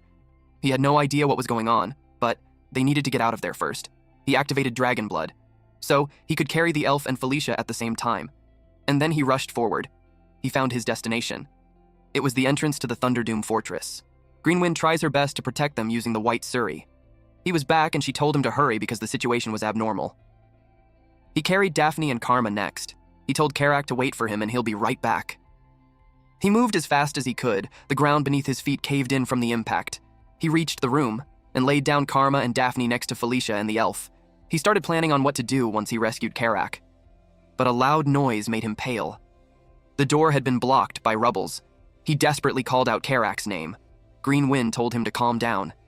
He panicked because Karak was still there. She reminded him of the spell he used last time on the Engel Plains. He remembered he had that, so he used it at once. He summoned the King's Knight, and a spatial appeared above him. Karak's head started to peek through it, and eventually, his whole body was transported. Then, he fell on the ground. Shutra got worried. He rushed towards him. Fortunately, it doesn't look like he's severely injured. Shutra was relieved. The whole situation was a mess. He wondered what exactly happened. Also, he was curious what those weird things were. He had never seen such creatures in the entirety of the Night Saga. Felicia started coughing. He let out a sigh as he focused on the urgent matters first. He had to detoxify them before it was too late, but more weird creatures showed up again. He could only curse. One monster from the swarm attacked first. He used Fist of Explosion and knocked back that monster. Shutra was pissed off. He was already busy enough, and there was another pain in the ass. Those monsters growled loudly. He glared at them as he told them to shut their mouths and attacked all at once since he doesn't have time to waste. When they charged at him, he prepared his fist, and then he struck them with Fist of Explosion. The White Suri also attacked by his side. It slashed those monsters. The ones closest to him were instantly killed. Shutra went on a rampage. When he was done with that, he started detoxifying them. Felicia gained consciousness. He asked if she's okay. She saw the corpses of monsters around her, so she inquired what happened. He told her not to worry about it since nothing much happened. After they finished the detoxification, they began their full-scale assault on the fortress. Their first target was the control room of the Thunderdoom fortress. To reach the control room, they had to choose one of two branching paths. One was a long path with few traps, and the other was a shortcut packed with countless traps lying in wait. Felicia asked him what path he would be taking. If they want to play it safe, they really should take the long way around. Suddenly, they heard loud noises. He realized that it wasn't the time to be taking it easy. Karak asked what that sound was. The black-haired elf replied that it was a signal that appeared when the most important facility in the ruins was under attack. In short, someone was basically attempting the dungeon at that moment. Felicia wondered who else would do that. Shutra showed Karak the way and instructed him to raise his shield and take point. He didn't expect that. Shutra told him to trust him and do exactly what he says and nothing would happen to him. There was a dragon's head on the wall, and as they stepped forward, it breathed fire towards them, but Karak's shield blocked it while they stayed right behind him. The next trap was a pit with spikes which made Karak shriek because he almost fell. After that, he deflected spears from left to right, and he faced more traps while the rest just followed behind. Later on, he already looked haggard and he was panting. Shutra praised him for his good work, but he was just annoyed because he almost died. Shutra pointed out that thanks to his hard work, they got to the control room quickly. The black-haired elf expressed to Felicia that something was off.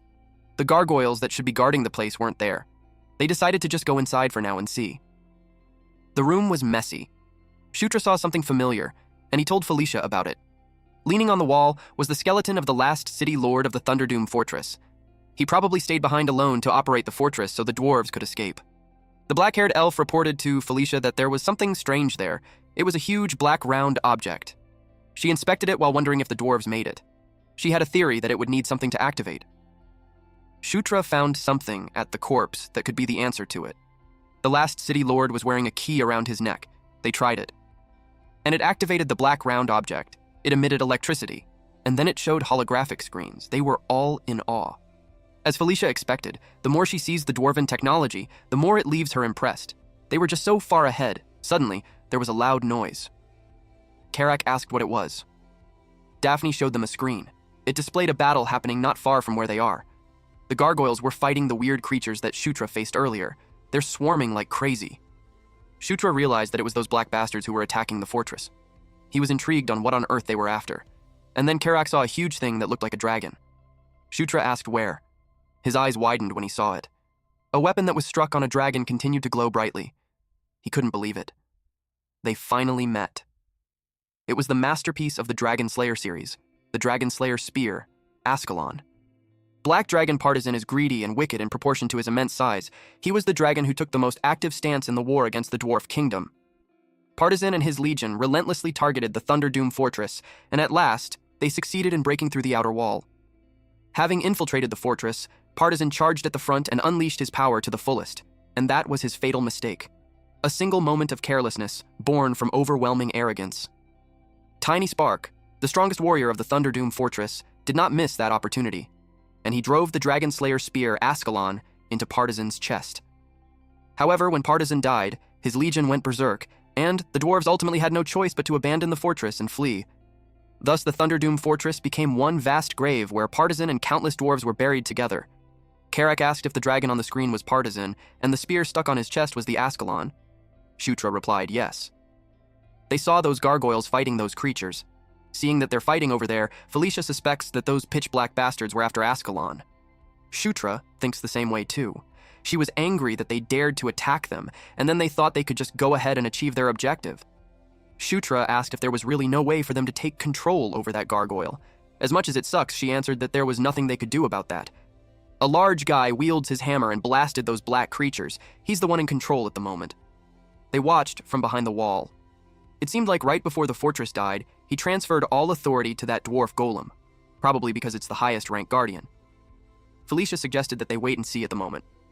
They came to get Ascalon, but the situation doesn't look good. But Shutra refused to do that. He saw this as their chance. She couldn't believe him. But he explained that there were too many uncertain variables for them to just sit around and wait. Shutra rushed towards the battlefield while telling her to stay there and he'll be right back. He followed his map. As long as he secured Ascalon first, they could profit no matter how the tide of battle turns. If the dungeon guardians win, they don't even need to fight. They could just rack down the remnants of those pitch-black bastards. If the pitch-black bastards win, they could just gauge the situation and either fight or bail. He kept going since he was almost there. Eventually, he saw Partisan. Having a mini-map sure was convenient for him, but little did he know that the dwarf golem was already behind him. It struck the ground, causing him to be blasted away. It continued to chase after him. He tried to reason with it, but it just unleashed another attack. The dwarf golem waited for the dust to clear. It got confused when it saw that no one was squashed in the last attack, and instead something passed through it. It was Shutra. He rode the shield like a surfboard. He told GW that she had nice timing. Greenwind told him not to call her that, but he argued that shortening names was the trend these days. She yelled that she didn't care about such a trend. They were almost close. Shutra got down from the shield. Being in front of it, he realized that it was more dazzling in person. It was the Dragon Slayer spear, Ascalon. He thought he already had it, but to his surprise, he couldn't pull it out. It was so heavy. That led him to dumping every remaining point into strength. And he tried pulling it out again with all his might while screaming loudly. The dwarf golem was alarmed at what he was doing. Shutra continued giving his all while screaming, and eventually he got it out. As soon as he did, a golden light shot up to the sky. It blinded the black creatures, while Felicia and the others had their jaws dropped. Even those watching from the screens were shocked. They didn't notice that there was a hooded person nearby. Ascalon is a masterpiece of the Dragon Slayer series. It was a gigantic lance that destroyed the heart of Black Dragon Partisan. It was imbued with the grudge, determination, and rage of all the dwarves who dwelt in the Thunderdoom fortress. Shutra was glad that he had achieved his objective. Unexpectedly, the dragon rose. The hooded person used his powers and had the dragon under his control. Black Dragon Partisan roared loudly. Even an undead dragon now joined the party. Shutra couldn't understand how Partisan, who died hundreds of years ago, was still alive. He saw the hooded man, and he wondered who that was. Suddenly, he was falling, since the dragon flew, and it gathered energy in its mouth. Shutra realized that it could be the work of the purple death energy. Partisan unleashed a powerful attack, which hit all the pitch-black creatures and made the ground crack. Shutra used the white suri to defend himself. He wondered what was happening. He couldn't understand why the purple death energy was coming from Partisan. He was startled when he saw the dwarf golem close to him. Unexpectedly, it just went past him. Its target was Partisan. It hit it with its hammer. Shutra was now even more confused. He had no idea why they were fighting among themselves. Felicia, Karak, and Karma rushed towards Shutra. She asked him what happened when the dragon was supposed to be dead. He suspected that someone revived Partisan with some kind of sorcery. She asked who and why, but he had no idea either. The only thing Shutra was certain of is that it was the same purple death energy that they encountered back on the Engel Plains. It wasn't the time for them to be idle around. They had to kill it fast while it was still incomplete. Felicia could feel that its mana was unstable, but still, she had no clue how they could take it down. He told her that since it was a zombie dragon, there would have to be a core that controls the flow of mana. And if they destroy that core... Before Shutra could finish his sentence, the dragon was about to release a powerful attack. Shutra knew it was bad. He told everyone that a dragon's breath was coming, so they had to get out of the way. The attack was so powerful that it obliterated everything in its way. It even shot out of the fortress, leaving a hole through several layers of wall. It had also destroyed the ground on its path. Seeing that kind of damage, Karak, Karam, Felicia, and Shutra were glad to have evaded it. Karak was left stunned, especially when he was under the impression that it was incomplete based on what Shutra said. Shutra apologized and admitted that he didn't think it would be that strong either. He knew they're in a bad situation, since the longer they drag this out, the stronger it would get. He tried his best to think on how they were supposed to defeat that. When suddenly, Ascalon glowed brightly. A swirl of golden text wrapped around it and around the dragon until its blade became Shutra's hand. With that, Shutra's right hand became like a drill. They were surprised when the shape of Ascalon changed.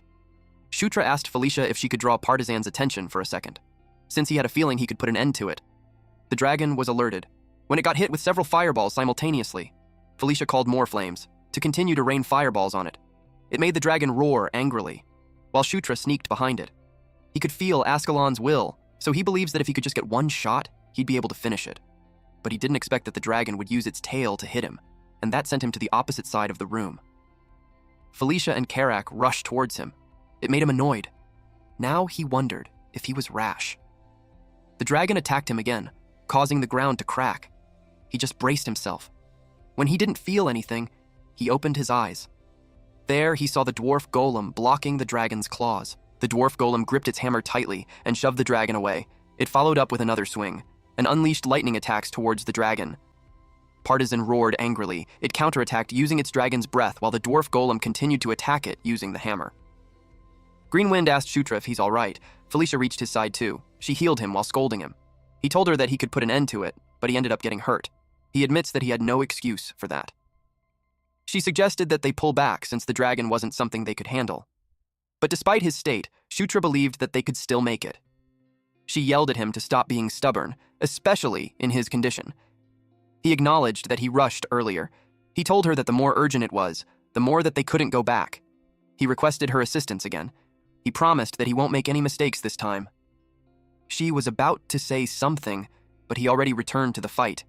He rode the shield like a surfboard and got into the middle of the battle. He planned to circle around it so it won't notice them. Greenwind followed his order. Partizan broke the dwarf golem's arm and then prepared to unleash another dragon's breath. The dwarf golem took a direct hit and its body was obliterated. Just right after that, the dragon was attacked. Felicia called her flames again and made an explosion. Even while burning, the dragon noticed something flew past it. Shutra flew to it at different angles to continuously hit it. He circled around it to gain some momentum. Partizan was starting to get annoyed. It prepared another dragon's breath. Greenwind deemed that it was the perfect time. The dragon got distracted. Shutra came from a different side and used dragon blood. So while the dragon was looking up at the shield, he was charging towards it from below. Shutra knew he didn't have to rush, and he had to be careful since he only has one chance. The dragon started to take notice of him. Shutra imitated what Tiny Spark did a long time ago. In that one chance that they got, a violent burst of power erupted from below, ripping straight through the dragon's body. The beast roared in agony as the overwhelming force shattered it from the inside. This attack was called Gigantic Piston. Felicia was left in awe when she saw that Shutra had really done it. Partizan fell. The system notified Shutra that he had defeated the zombie dragon Partizan, and that boosted his level. He was happy to have wielded the Dragon Slayer spear Ascalon's power. He also earned the title Dragon Slayer. The mysterious man spoke to him and expressed that he couldn't believe Shutra actually took that thing down. It startled him. This mysterious person wondered if it was his miscalculation, since it wasn't the second prince who came. Shutra knew that he's the one who revived Partizan earlier. This mysterious guy told him that it didn't matter. He raised his spear covered in blue flames, and unleashed that flame toward Shutra to clean up whatever was left. Shutra was caught off guard. Blue flames surged like a raging tide, slamming into the fortress and tearing its walls apart. Stone and steel were swallowed whole as the structure collapsed under the overwhelming power. Despite this, Shutra stood calmly in the ruins. With the dust around, he could only open his left eye to check what just happened. When the smoke and dust settled, he could now see clearly, but he was still left confused because the attack suddenly vanished. Then it was revealed that the mysterious man was cut in half. To his surprise, the man fell. Shutra was left confused. Out of the blue, someone showed up and said that he came at the right time. Shutra's eyes widened when he saw him. He recognized that it was the Sword Lord. This man smiled at him and greeted him, the Ninth Prince, the final bulwark that protected the sanctuary of Asura, the master of the Demon King Mitra. Sword Lord Ishigard was a being in Night Saga comparable to an elder dragon. He was a powerful and extraordinary figure, but he existed only in the background story, so there was no chance to encounter him in the actual story. He's a being that existed merely as a background, even when Zephyr Ragnaros became the Demon King, and even when Locke invaded the demon realm, he never revealed himself. Basically, he's a powerhouse of a night saga that's shrouded in mystery. He's a monster whom even the Demon King had to seek teachings from. Sword Lord Ishugard commented that the sixth princess had grown a lot. He suddenly lifted her up in the air and told her that when he had seen her before, she was just a tiny little brat. Embarrassed, she screamed at him to put her down. He was amused with her reaction and teased her even more, saying that she's throwing a tantrum, making her a child after all. Shutra couldn't believe that this Sword Lord Ishugard was standing in front of him. Meanwhile, Felicia was left annoyed and embarrassed. Then, he asked the ninth prince if he liked his gift. Shutra realized that he was talking about the dragon hide. He replied yes and thanked him. Because of it, he was able to make some good equipment. He didn't realize that some monsters were behind him while he was talking. A bright light caught our boy's attention. Then, he was surprised when it suddenly emits a surge of power. Several explosions followed. Karak asked why they were exploding. Shutra also doesn't have any idea. He suggested getting away first. The guy earlier glowed, and he exploded. Only ruins were left. Luckily, Ishugard created a barrier. He asked if everyone was all right. Shutra replied yes, thanks to him. Felicia couldn't understand the explosion out of nowhere. It made her wonder what their objective truly was. Shutra remembered the guy mentioned the second prince, and he finds it strange. Ascalon wasn't the objective since the guy didn't even seem interested in it, so it made him wonder what they were after. Then it clicked. Our MC's expression became serious. He revealed to Felicia that their target could be the second prince. That shocked and confused her. She asked why he suddenly said that. He shared that the guy holding the spear said that they watched because the second prince didn't come.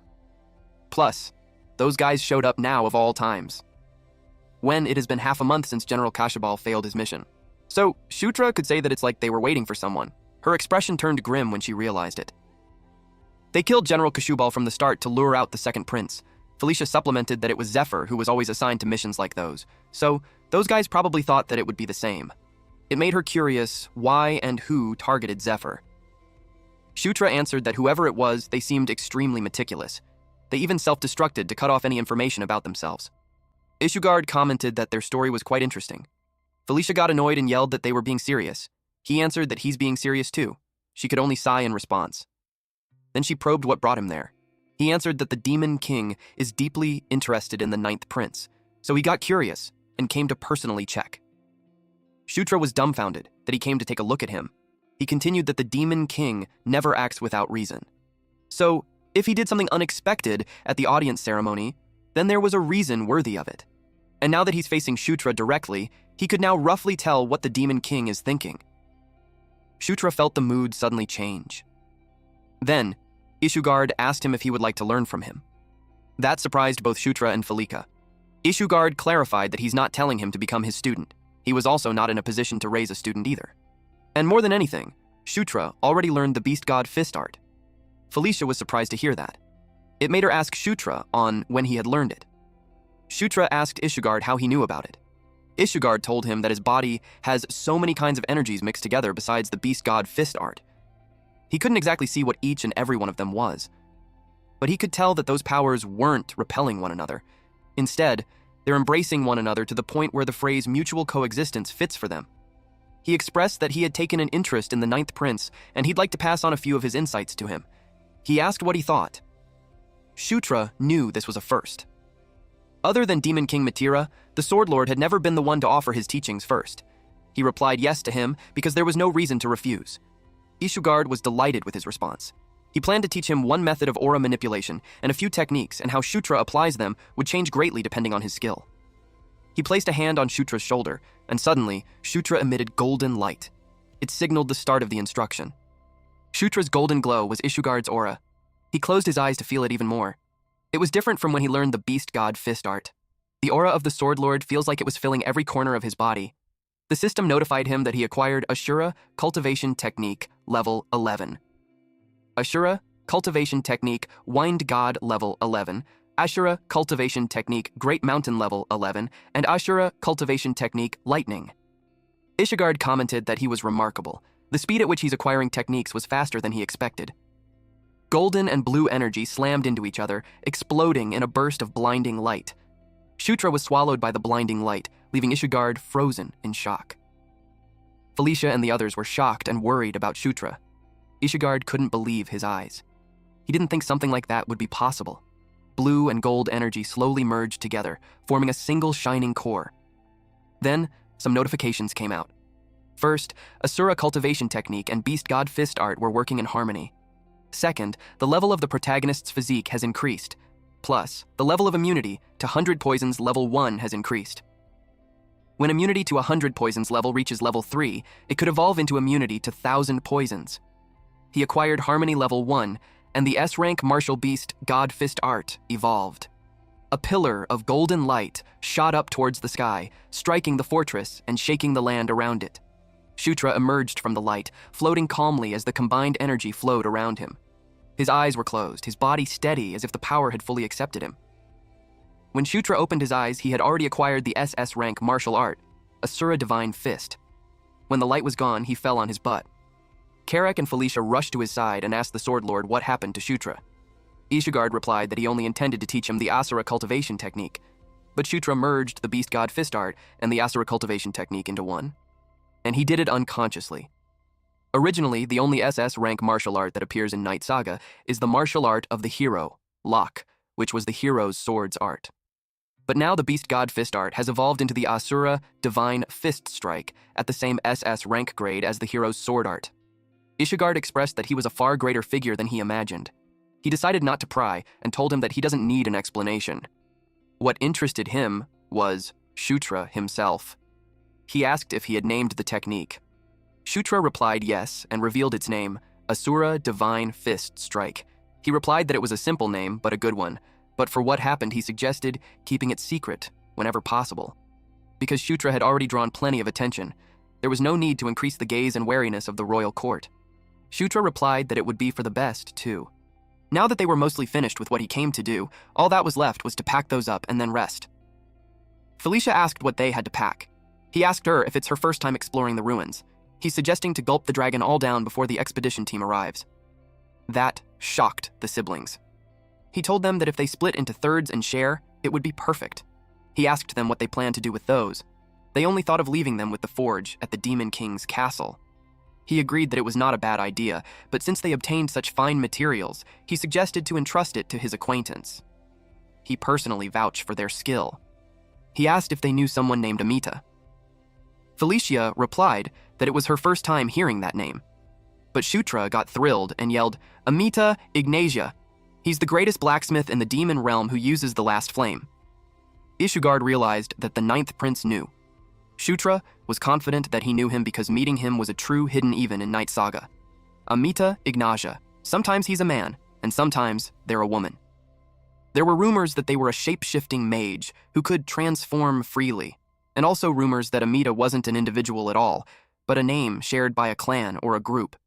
Meeting Amita was literally being super lucky, even if he only managed to meet them 3 times over 10 full clears. Ishigard was glad that he didn't have to bother explaining. He planned to tell him where they had been staying lately. That made Shutra happy. Ishigard told him that there's someone who changes residence often, so once he's ready, he should go find them right away.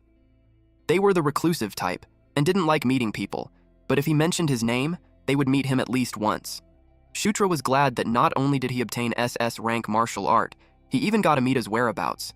He ended up with an incredible haul in such a short time. They eventually descended a staircase. After resting, they thoroughly searched the treasure vault. And the next place they headed to was the archives, which Felicia insisted that they absolutely had to stop by. Shutra started coughing because there was too much dust in there. She challenged his thought by asking if he meant that his curiosity loses to mere dust. Karek responded that in the first place, the ninth prince doesn't have even a shred of curiosity about dwarf culture. They reached the room. Felcia's eyes sparkled as she shows Delia, the black-haired elf, a book. She was thrilled that the records were kept well. She acknowledged how meticulous the dwarves are. Shutra watched her have the time of her life. Delia brought more books while Karek slept in the center of the hall. Shutra looked around and got curious on how old the archive room was. He saw that they even preserved records on a stone tablet. One tablet fell. He picked it up.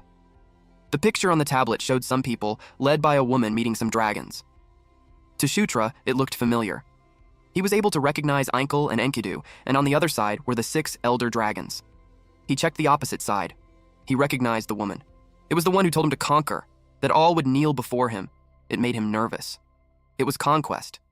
He wondered why that woman was there. Shutra was confused why the woman was there when it should be a painting more than 1,000 years old. There were 4 people and 6 dragons. It made him curious on what kind of connection they could possibly have to be gathered in one place. Green Wind suddenly appeared upside down, which startled him. She asked what got him so serious. He asked where she suddenly came from. She wanted him to follow her because she had done something praiseworthy. Shutra stood by the table, calmly checking the book. He was surprised at what it was. Green Wind was proud to show him the book. It was a record about the Elder Dragons. The Elder Dragons each had a nickname that suited their personality traits. Enkidu, who possessed the power of destruction, was a tyrant. Ankle, who was benevolent to all, was a gentle mother. Qian, wise and thoughtful, was a sage. And Kaltine, fierce and intense, was a warrior. However, unlike his trait of being fierce, he was closer to ice than fire. He's like a cold flame. He's a silent warrior who does not draw his sword easily. But once he does, his ferocity would burn the world to ash. He noticed that the records were mainly about Kaltine. Things like the legend of Kaltine or the location of his lair. Something caught his attention. He saw something marked on the map. It was the location of the Lake of the Sun. He never imagined that an elder dragon with a fire attribute would have its lair under a lake. Now he understood why the veterans couldn't find it. Green Wind became impatient that he's not praising her yet, and then he realized something about the place. It was close to Amita's residence, which the Sword Lord told them about. He said they were staying near Spider Forest. It was close to the lycanthrope region, too. He was already thinking of finding Caitlin and Chris on the way, so it worked perfectly. He pats Green Wind on the forehead and praises her for doing well. It made her happy. Now his plans were to meet Amita, then obtain the armament of the Elder Dragon Kaltine.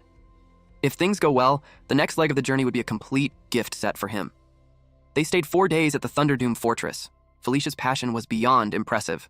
Shutra finds it astonishing since right up until the day before they left, she never showed a hint of fatigue staying in the archives. He also spent most of his time in the archives, searching for information about the Elder Dragons. But unfortunately, he couldn't find information on any dragons other than Kaltine. Still, there was one small consolation. Karak had grown stronger. He used the promotion of the King's Knights and asked him if he felt stronger. He replied yes, and punched the air to demonstrate. Karak also expressed that all the hard work he had put him through paid off. Knight Captain Karak rank was barracks commander. The next morning, a new mission plan sent by Felicia arrived at the Demon King's castle. A report was also delivered, stating that there was a high possibility General Kashubal's death itself had been a trap meant to lure out Zephyr. The sun was high in the sky. Shutra was ready to depart, but Felicia told him to wait. She suggested looking around a little more before they go. There was still a ton that she hadn't seen yet. He refused her since the Sword Lord said they have to find Amita quickly before they disappear. They didn't have much time, so he urged her to get in the carriage. When everyone was inside, he told Karak, who took on the role of a coachman, that they could go. And so they left. While on the ride, Shutra looked back and realized that there were plenty of dangerous moments, but this was a mission where they gained even more than they risked. He's looking forward to seeing how Caitlin reacts when she sees the Asura Divine Fist Strike. He wanted to see it soon. 3 days later, a new expedition party was formed to investigate traces of those who had targeted Zephyr. He stepped up to take command. Zephyr went to the archives room. In there, he saw the stone tablet that Shutra had previously picked up. He recognized famine. There was death too, and war. But he had no idea who the woman in front was. This was the woman whom Shutra identified as Conquest. Meanwhile, in a volcano, a dragon and a woman met.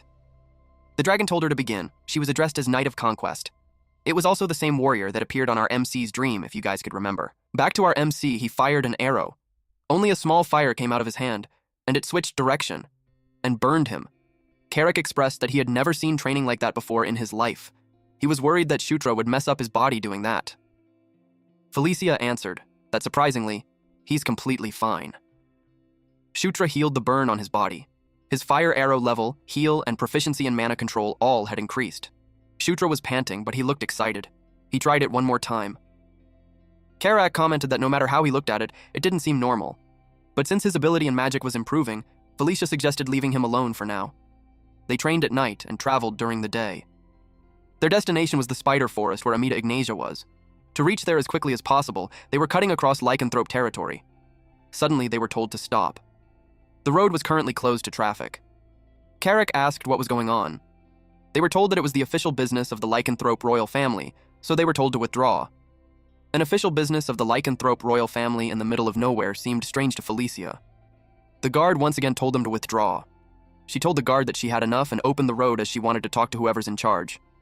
The guard got angry and asked her if she thinks she's some kind of royal. She simply replied, yes. The guard asked, what? So she repeated what she said. It made the guard nervous as he clarified what she said. She glared at him and repeated yes for the third time. A few moments later, the guards were punished back at the camp by making them kneel with their hands raised up high. Caitlin was happy to see Felicia and Shutra. She ran towards them while Chris followed her. She asked what they were doing there. Felicia answered that it should be the question for her. She asked what they were doing in a place like that, and they even blocked the road. Caitlin hesitated to answer. Chris brought up what he heard, that Shutra turned the Demon King's castle upside down. He asked him what on earth he has been up to. Shutra replied that the timing was perfect because he was just about to show him. He told everyone to come out for a second. At a distance from the camp, there was an explosion. It was caused by the sparring between Shutra and Caitlin. Caitlin was serious. Shutra was the same. He concentrated power on his fist, and when their fists met, it caused a big explosion. The impact made the ground crack and the trees around them were obliterated. Caitlin could tell that Shutra's technique was different from Beast God Fist art. She asked what it was. He revealed that it was the Asura Divine Fist Strike. Felicia shared that it's a martial art that combines Beast God Fist art with the Asura cultivation technique that the Sword Lord taught him. Christ was surprised both at the merge and the Sword Lord teaching him. He asked why would the Sword Lord teach him, and Felicia simply replied that it was because he's a genius. Kaitilan was amazed. She wondered if she could learn it too. He apologized since he didn't create it as a structured technique, so he doesn't think he could pass it down. Given that it's a marital art that even its creator couldn't even transmit, Chris commented that Shutra was really absurd. Shutra wondered if that was a compliment. Deep inside, Chris thought how frightening his growth rate was. If he doesn't want to fall behind, he'll have to train even harder. Now that they had seen how much Shutra had grown, it was time to talk about themselves. They went inside the tent and sat down. Chris had a disclaimer that what he's about to say from there on must be kept under wraps. Felicia wondered what it could be for him to get so serious. He revealed that a prisoner who was locked up on the lowest floor of the Grey Tower escaped. Shutra knew that the Grey Tower was the prison where they keep only the most vicious among the Lycanthrop's criminals. And, if it's someone imprisoned on the lowest floor, he already had an idea on who it was. Chris revealed the name of the prisoner, Gerard Moonlight. He's their maternal uncle. Felicia was surprised to learn that those two had a maternal uncle. He explained that Gerard was imprisoned in the Grey Tower 20 years ago, so it's natural that she doesn't know. They say he was originally a mighty warrior of the Lycanthrope royal family. If he hadn't gone insane, the throne would have gone to him instead of their mother. He pursued strength without end. Unsatisfied with Beast God Fist art alone, he even turned to all kinds of heretical methods. In the end, he went completely insane. And Gerard's insanity was a disaster itself. Hundreds of lycanthropes were sacrificed just to subdue him. Still, it was fortunate that everything ended within the palace, so they were able to bury the incident internally. Felicia clarified if what is saying is that a dangerous person was wandering around. Caitlin shared that according to the report, Gerard seemed to have headed east. Chris assured them that he already lost half of his aura in the last battle, so there was no need to worry that much. East was in the opposite direction from there. Shutra asked how he escaped. Chris answered that they were still investigating, but it looked like he had help from the outside. There was a sub even from Night Saga when the player played Zephyr Ragnaros. It was to free Gerard from the prison to weaken the lycanthropes. It made Shutra wonder if that had been triggered. At nighttime, a man was being choked. A rugged man advised him to speak if he wished to live. This man had already killed the others. He wanted to know where the moonlight herb was. As Shutra was confused, he didn't know where he was. Conquest appeared before him. He asked her what was going on. She pointed toward a black hole behind him. When he looked closer, he saw someone inside it. He immediately recognized the figure. It was Famine. Suddenly, Shutra jolted awake, gasping for breath. He couldn't shake the image of that black aura. The hostility he felt from it lingered, leaving him deeply unsettled. Worse, he couldn't understand why the name Famine kept resurfacing in his mind. Before he could think further, Karak burst into his tent with urgency written all over his face and announced that he had bad news. Shutra demanded to know what it was, and Karak frantically reported that an enemy had broken into the camp. He described a man with a long scar across his left cheek, radiating strange black energy, slaughtering soldiers with his bare hands, no weapon in sight. Shutra already knew who it was from that description alone. It was Gerard Moonlight. Chris and Caitlin had already seen the devastation left behind in the camp. Shutra and Karak rushed over to join them. Shutra was confused. Gerard was supposed to have fled east. Yet here he was. He couldn't understand why Gerard had come back. He demanded the truth. He pressed them for the real reason they had come here. Caitlin finally revealed it was because of the moonlight herb. Chris was surprised that she spoke up so openly. She explained everything. Their true objective had always been the moonlight herb. They had only learned about Gerard's prison break afterward. The herb was a rare medicinal treasure that bloomed once every 100 years, one of the lycanthrope's most prized relics. It was a consumable item with an absurd effect, powerful enough to pull someone back from the brink of death. In Night Saga, it was an item obtained by defeating either Chris or Caitlin. Now it made sense why Gerard was here. He was after the moonlight herb to restore the aura he had lost, nearly half of it. Suddenly, a golden light illuminated the sky. It was Felicia's magic. The opposite side of the camp had already turned into a battlefield. Felicia raised her staff and unleashed a towering wall of fire. She was clearly exhausted. Even so, Gerard forced his way through the flames. Felicia's heart sank. She thought this was the end. But at the last moment, Shutra arrived and hurled his shield straight at Gerard. He asked her if she was all right. The impact forced Gerard backward. Chris and Caitlin immediately followed up, leaping toward him. Gerard recognized them at once, Elaine Moonlight's children. He steadied himself and raised his arm. Caitlin ordered him to surrender quietly. Instead, he sneered and said he had inherited their mother's will. She hesitated for just a moment, and that was enough. His punch sent her flying. Chris rushed toward his sister in panic. At the same time, a wolf soldier crept up behind Gerard. Gerard caught it by the throat. He drained it dry. Thick, black mist was ripped from the wolf's body. Shutra felt a chill run down his spine. The wolf's eyes turned pitch black as the dark energy continued to pour out. That's when Shutra understood what that black energy truly was. It was famine. Once Gerard was finished, the wolf soldier completely vanished. He slammed his fist into the ground, shattering it and throwing Chris off balance. The black mist surged forward and struck Chris directly. Shutra couldn't believe what he was seeing. In Night Saga, Gerard was never this powerful. After such a long imprisonment, his body should have been completely ruined. Gerard noticed Shutra's moment of distraction and mocked him for it, saying he had some nerve. He grabbed Shutra by the throat. Shutra struggled desperately, using every ounce of strength to break free. Gerard smothered him in black mist and whispered for him to dry up. There was sudden movement. It was Chris. He struck Gerard from behind, forcing him to release Shutra. Shutra screamed as pain tore through his body. Gerard turned, ready to counterattack. Chris stopped him, reminding him that he was his opponent. Chris lunged forward, his body engulfed in raging blue energy.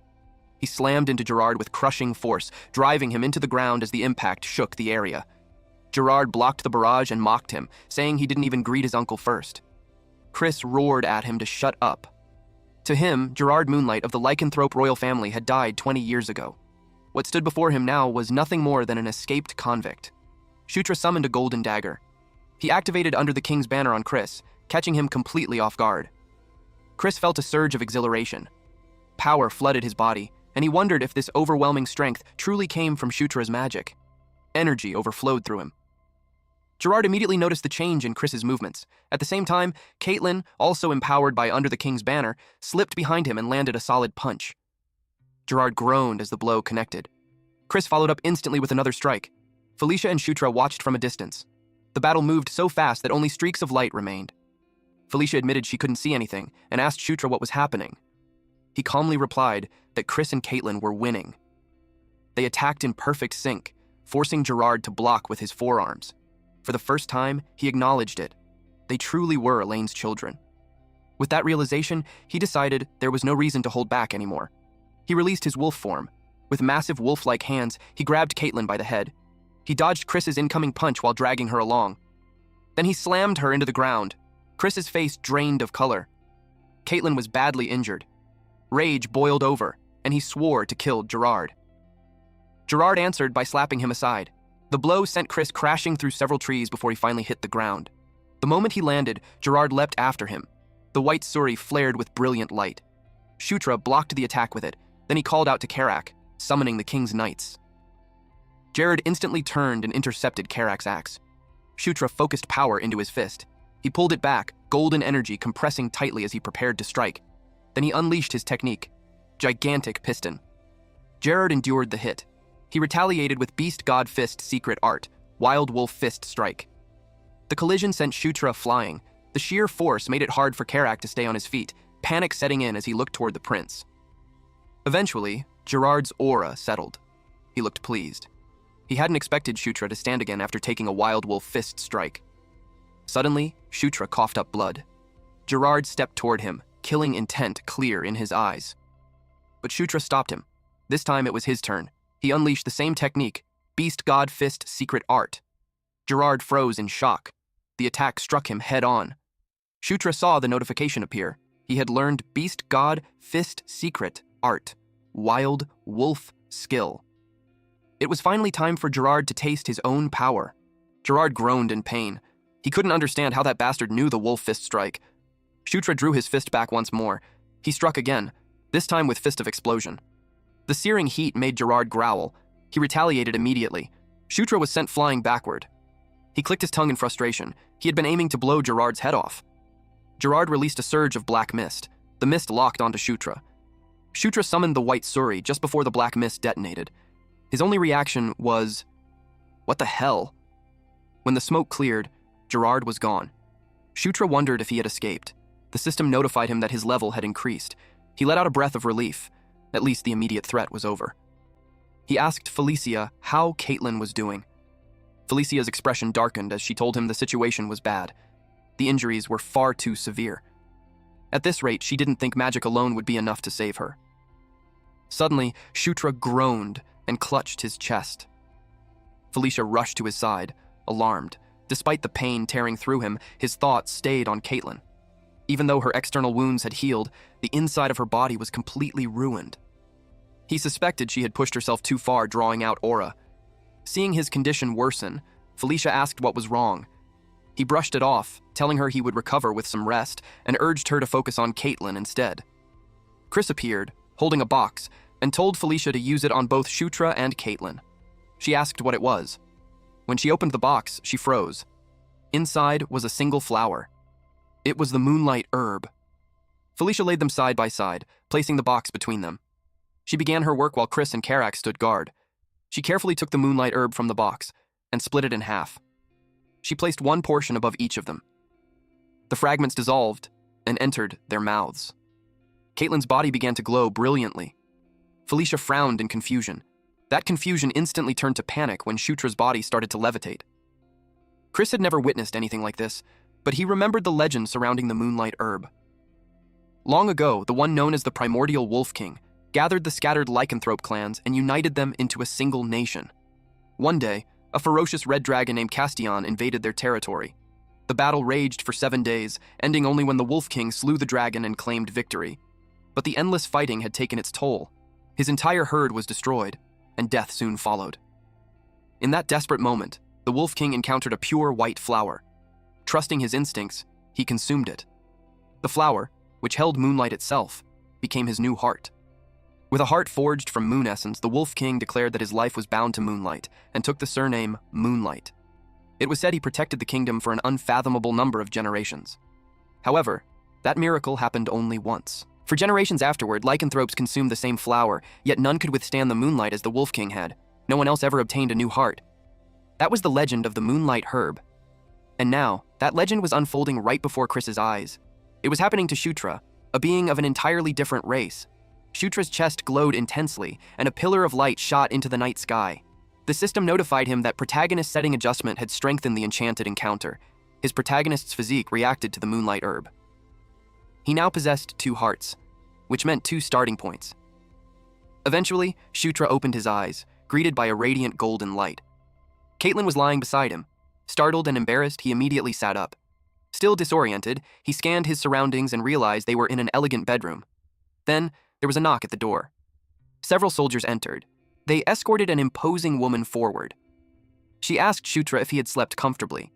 She addressed him as the 9th prince, Shutra Ignas. He recognized her face instantly. He had seen it countless times in the game. She was the 4th queen, Elaine Moonlight, queen of the lycanthropes, and the biological mother of Chris and Caitlin. She told him she had heard her children survived because of him and asked how she should repay such a debt. Shutra answered honestly that it was nothing. He had only done what he should. She told him not to be modest. What he had done deserved recognition. He thanked her. Then, without further pleasantries, she went straight to the point. She asked him directly whether he intended to become the Demon King. Shutra was confused by her question. She quickly realized that the thought had never even crossed his mind. Given his position up until now, that reaction made perfect sense. Still, she pointed out that his circumstances had changed and that he needed to start thinking seriously about it. She advised him to consider every action carefully from now on and to think about which choices would benefit him the most. Shutra learned that he had been unconscious for 4 full days. Greenwind was the one who told him. She added, almost casually, that she had stayed by his side the entire time. Now that he understood, he urged her to continue explaining the situation. They were currently staying in a villa reserved for the lycanthrope royal family. The reason he and Caitlin had been placed in the same bed was to maximize the healing effect for both of them. Shutra asked what she meant by that. Greenwind asked if he truly didn't remember using the moonlight herb. Shutra was stunned to learn that he had consumed it. He immediately confirmed it through his status window.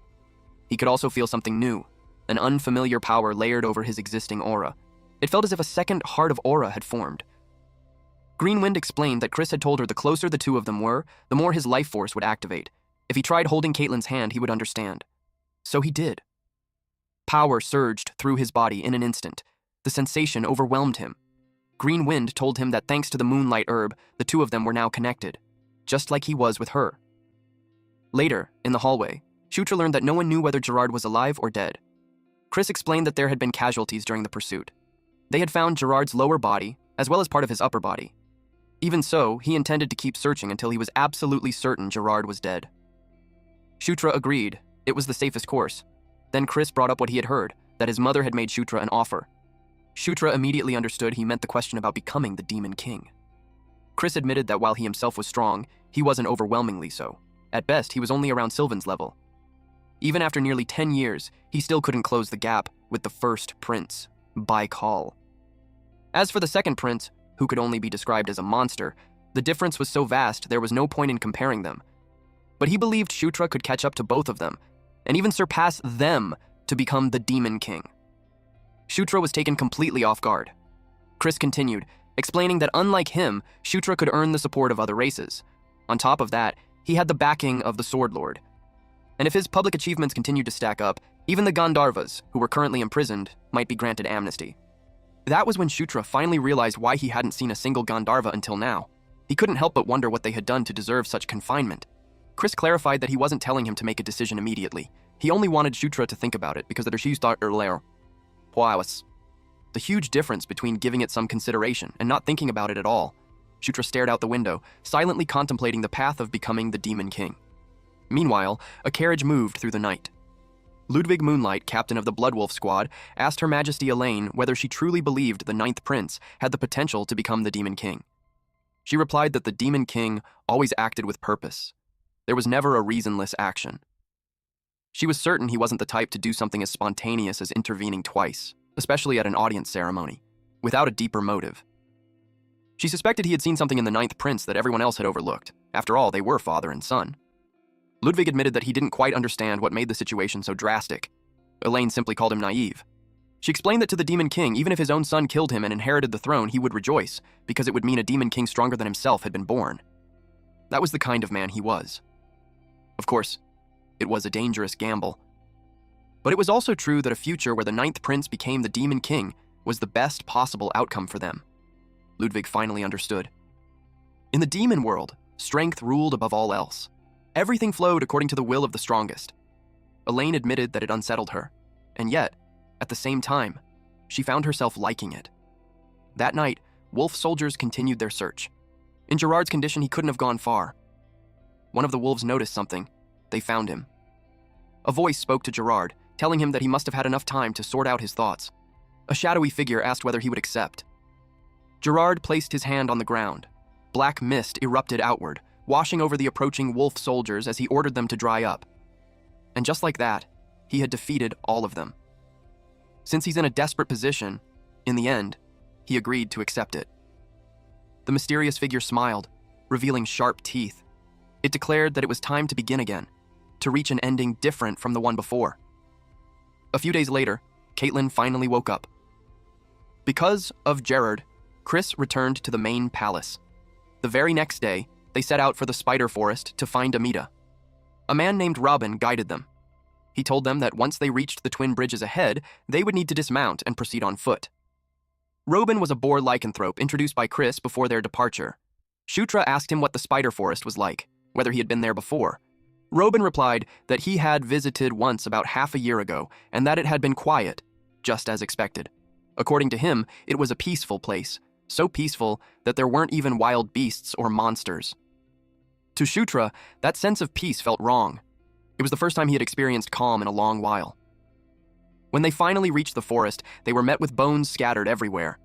Robin asked what could have happened. Shutra wasn't surprised. He already knew this place wouldn't be peaceful. He just wondered what kind of trouble awaited them this time. The group stood spread out in a forest clearing, all facing the same direction with their guards up. Broken branches and scattered bones covered the ground. Green Wind could sense the presence of the forest's guardian spirit, but its power had become extremely weak. Because of that, the spirits were afraid the guardian spirit of the spider forest might soon disappear. Shutra asked Robin if the spider forest had a guardian spirit. Robin replied that old stories spoke of one, a legend about a gigantic spider living at the heart of the forest.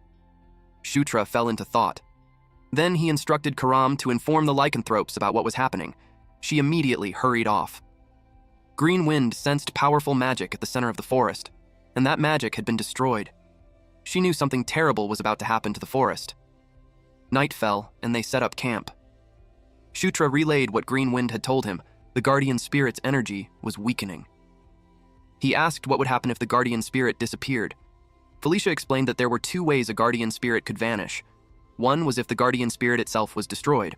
The other was if the source it existed to protect disappeared. In other words, when the origin that manifested the guardian spirit was lost. Even though Green Wind looked small, she was a guardian spirit of fairly high rank. Even if her source disappeared, she would weaken, but she likely wouldn't be destroyed. Most guardian spirits, however, vanished alongside their source once it was destroyed. That was usually the case with the artificial guardian spirits he encountered in dungeons or ruins. Simply put, the reason the spider forest's guardian spirit had weakened was because its source had taken damage. Felicia suddenly paused, distracted by something in the sky. She noticed that the moon's color looked strange.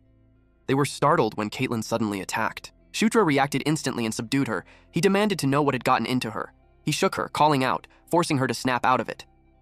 To their shock, the other lycanthropes also began acting strangely. This time, Karak was their target. He panicked, shouting at them, asking what was wrong. He tried to make them remember who he was. Felicia released a burst of blinding light. That momentarily stopped the lycans from attacking. Even she didn't understand what was happening. Daphne spoke up, explaining that it was the spirit of madness. She cast a spell. The purple mist covering the lycanthropes was stripped away. They collapsed, unconscious, to the ground. Shutra checked Caitlin and confirmed that she had returned to normal. Karak demanded to know what had just happened. Daphne explained that they had driven the spirits away for now, but it wouldn't last.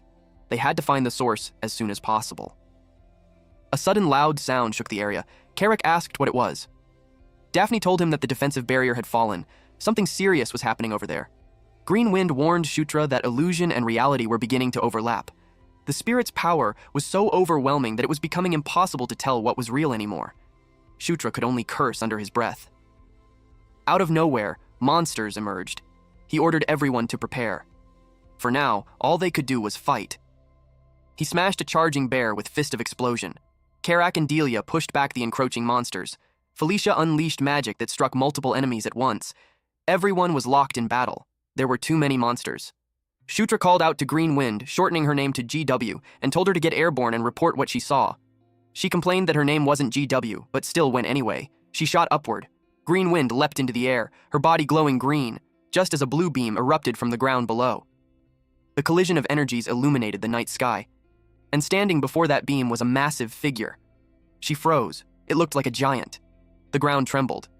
Shutra wondered what kind of problem this was now. Karak shouted that it looked like even more were coming.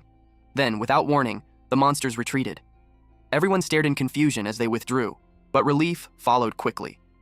Shutra sensed something approaching. He demanded to know who was there. Something struck Karak in the head. As it rolled across the ground, Shutra stared in disbelief. It was a raccoon. The raccoon stood up and spoke, clearly offended. It demanded to know if Shutra couldn't see how incredible it was. Daphne, Shutra, and Karak all froze, jaws dropping. The raccoon puffed out its chest and shouted that his name was Amida. He was the artisan who protected the last flame. All right, that's it for today's story. If you want the weekly chapter updates for this series, those will now be uploaded on my second channel, Manhwa Updater. So if you don't want to miss what happens next, make sure to check it out and join the update gang. Thanks for watching, stay cool, stay awesome, and I'll see you in the next one.